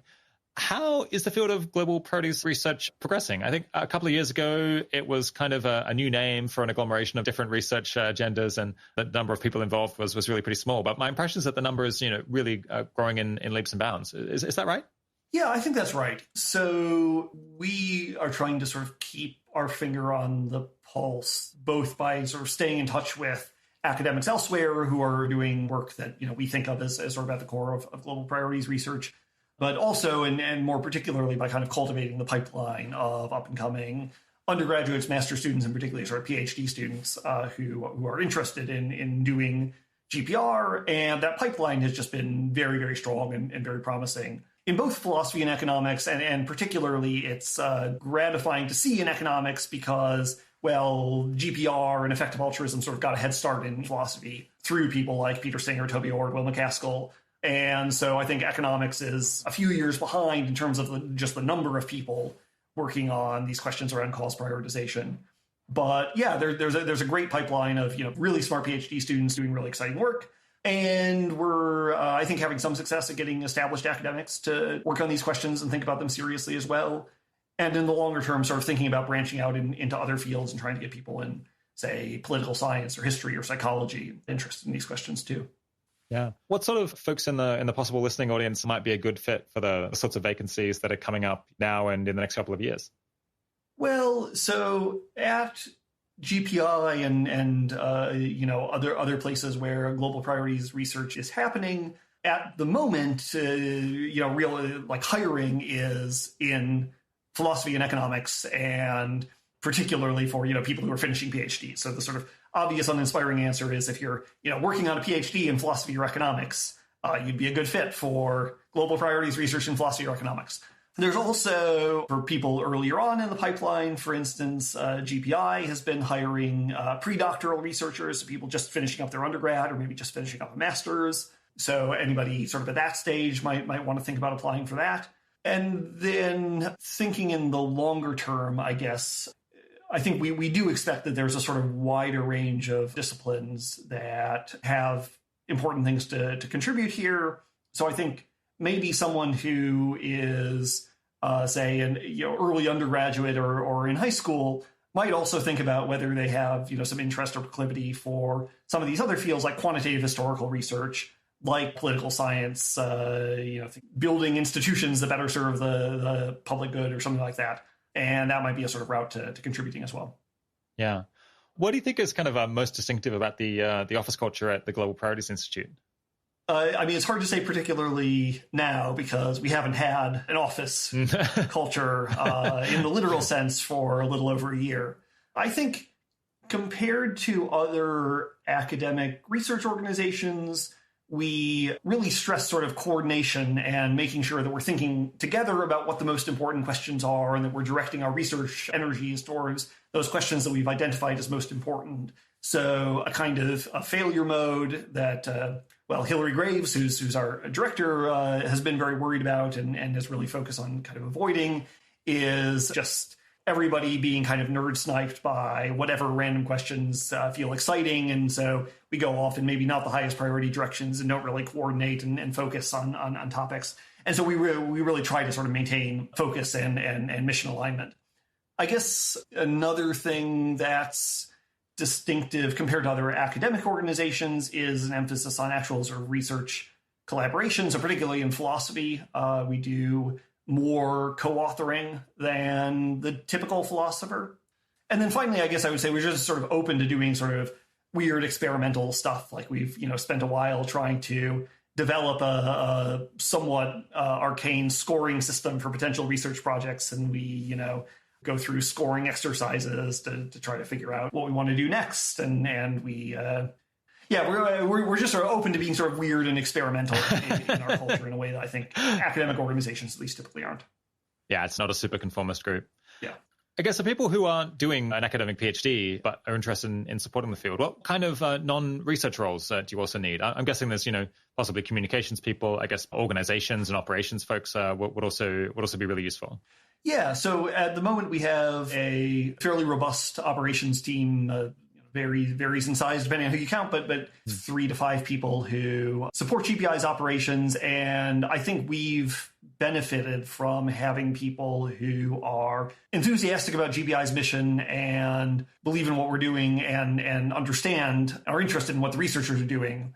And just in all sorts of ways provide really good and useful support. So certainly somebody who's interested in working in operations in an EA organization, I think research organizations are one place where operations support can be really crucial and can make a big difference to whether researchers are able to be productive and answer the questions they're trying to answer. Yeah, I guess for people who want to keep track of jobs at GPI, obviously you list them all on your website. And I think we also list, all of your vacancies on our job board at 80,000hours.org/jobs. So if you sign up to our newsletter, you'll get periodic updates when we update the job board. If people want to donate to fund more global priorities research, I guess there'll be kind of a guide to the research agenda for the Global Priorities Institute on your website. Are there any other options that people should possibly have in mind if they're scouting out different opportunities? Yeah, so you can donate directly to GPI, and of course, we'd be very happy if people choose to do that. You can also donate to the EA Long-Term Future Fund, which, if I'm not much mistaken, funds global priorities research, among other things. I suppose you could donate to the Forethought Foundation. I'm not sure if they accept donations, but I would imagine they do. Yeah, off the top of my head, I'm sure there are other options. I'm not. I mean, there are lots of research organizations out there that are doing things in the vicinity of global priorities research, thinking about the long run future, for instance, that are doing great work and would benefit from financial support. Yeah. I guess, of course, there's a fair bit of kind of direct or indirect global priorities research that goes on at Open Philanthropy. Mm-hmm. But having billions of dollars in the bank, I don't know that they take any more donations. Yeah, or at least I guess they don't take donations unless they're on the scale of billions of dollars. Yeah. So that's probably cuts down the audience somewhat. Okay. You've been super generous with your time, but I had a couple of more personal questions to finish off. Sure. When I was doing some background research for this interview, I found some videos of you on YouTube, I guess, seemingly involved with very competitive debating. And it sounded like you'd been involved in competitive debating when you were younger and then gone on to start judging some debates. And I saw this crazy video of a Lincoln Douglas debate in which people were just like, I mean, people say that I talk fast on this podcast, but these debaters were just like going blisteringly quickly through a series of arguments that to the point where I could barely understand what they were saying. And I think you were a judge in one of these debates. What is going on with that? Are people learning good thinking or debating skills from these competitions? Yeah. So I was a competitive debater for a couple of years in high school and then coached for many years after graduating, basically, until I left grad school and thought I needed to sort of make a break and focus on research. But yeah, in the United States in particular, competitive debate has gone in this sort of very weird esoteric direction where the thing that's sort of most striking about it to outsiders is how fast everybody talks. And I mean, the reason for that is pretty straightforward. You have speech time, so you have 6 minutes for your first speech, and then, the other debater has 7 minutes for the next speech and so forth. And you just want to make as many arguments as you can in that period of time.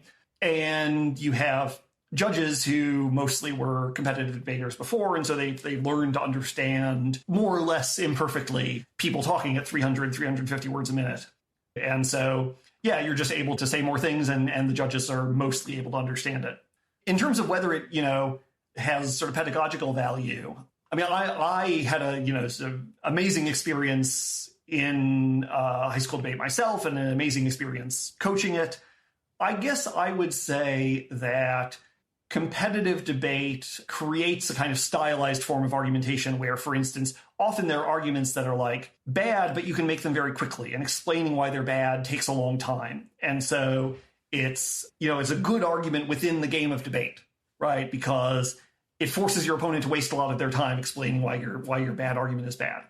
And I think there are debaters who understand things like this, sort of understand the limitations of the activity and understand that arguments that succeed in competitive debate aren't necessarily good arguments. And those debaters can get an enormous amount out of the activity. And you have one of the things that was really rewarding to me is you have high school students going out and reading, well, not just Kant and Locke and Hobbes and Mill, but reading contemporary philosophers, reading Nick Bostrom, among other people, reading Christine Korsgaard. And in many cases are really understanding and be very thoughtful and taking away a lot from it. But I think there also is, if you sort of don't recognize that it is a kind of stylized argumentative game and that the arguments that are succeeding in debate aren't necessarily good arguments and that there's a sort of higher level of academic rigor that you can ultimately aspire to, then I think it can be sort of intellectually problematic. Yeah, poor training for cases where you actually care whether you're getting the right answer or not. Yeah. It seems like a weakness of the scoring system that you get lots of points by just like really quickly kind of mumbling out arguments that aren't super persuasive necessarily. One, you could have like a point scoring for rhetoric. So it's like, do people make the arguments in a compelling way that, an ordinary person in a speech might find interesting or would be able to follow? Mm-hmm. And maybe also like, do the judges find the arguments to be compelling as stated, or can they themselves think of counter arguments that you haven't addressed? Maybe that would like return the speech style back to something that would be perhaps a bit more useful in ordinary life. Yeah, well, I think it depends on what skill you're trying to train. So if you're trying to train public speaking, then certainly competitive Lincoln Douglas debate or policy debate, as is practiced in the United States, isn't the way to do that, right? It doesn't teach public speaking skills. And there are other activities like, speech, like oratory, for instance, that do teach that. If you're trying to teach argumentation, well, then the fact that we sort of don't care how rhetorically elegant or persuasive a debater is sort of serves that goal, right? Because, you only care about the arguments. And there's a sort of norm that a lot of debaters accept, or a lot of judges accept, of kind of non-intervention, that I think this is a bad argument, but it's the job of the other debater to explain why it's a bad argument. I'm not going to sort of step in and say that it's a bad argument. And yeah, I guess my take is it does train argumentation and critical thinking skills and thinking on your feet, and intellectual creativity, as long as you sort of recognize the limitations of what you're doing and recognize that if you, for instance, go into academia, or even when you're an undergraduate in college, and you're engaged in kind of genuine truth seeking, there are ideas and skills and knowledge that you can take from competitive debate that are useful there, but you're not doing the same thing, right? And the things that work in competitive debate don't always work in truth seeking contexts. Yeah. Have you seen any people do really well at debating, but potentially learn bad epistemics, learn bad lessons about how to think and how to argue, because they've just learned this kind of persuasive throw-out argument style, and that maybe holds them back in other lines of work?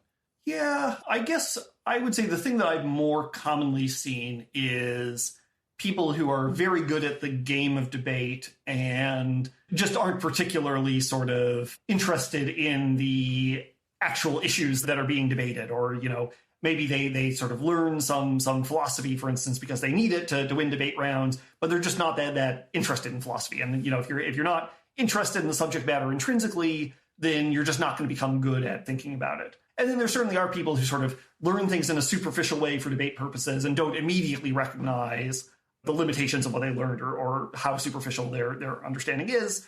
But I think there are also plenty of people who, really do find the questions that they're debating sort of genuinely interesting, and do want to go and learn and think about those questions independently of just trying to win debate rounds. Okay, I'll stick up a video to a link to that video if people want to see the extremely fast-speaking debate style. I hadn't seen that one before, despite doing debating at high school myself. Just another question I wanted to ask before we finish. Yeah, what is your favorite, or perhaps like funnest, philosophical problem or thought experiment? Maybe one that doesn't necessarily have anything in particular to do with global priorities research. Yeah, so a problem that for whatever reason I've always found just really compelling or fascinating, there's this whole family of philosophical paradoxes around what are called self-reference, where the famous example is the liar paradox, the sentence is false.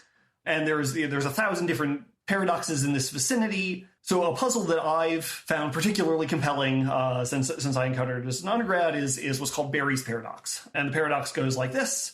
There are some expressions in the English language that refer to numbers. For instance, 1 or 2 plus 2, right, refers to the number 4. And of course, there are some expressions that don't. And, there's a finite number of expressions of English of any given length, say less than 100 characters long when you write them down.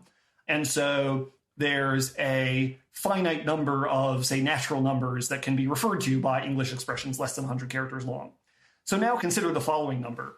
The smallest number not named by any English expression of fewer than 100 characters.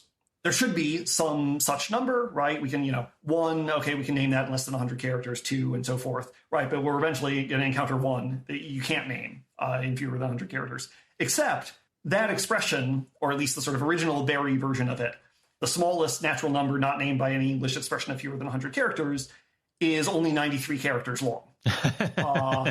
And so, in fact, there must be the smallest number not referred to by any English expression of less than 100 characters, but also that very number is referred to by an English expression of less than 100 characters, namely that expression that I just gave. So that rules out that one. But then what about the next higher one? That's now the new one that will be referred to by this. Yeah, I guess. But then that's out, right? If that's what that 93 character expression refers to. So yeah, I can't say exactly why, but among all the sort of self-reference paradoxes, that's the one that always just sort of blew my mind. We'll stick up a link to maybe a Wikipedia article or another page about that self-reference paradox and maybe some others as well. All right. My guest today has been Christian Tarsney. Thanks so much for coming on the 80,000 Hours podcast, Chris. Thanks, Rob. Just in case you don't know, we at 80,000 Hours have an email newsletter, which you could potentially find useful.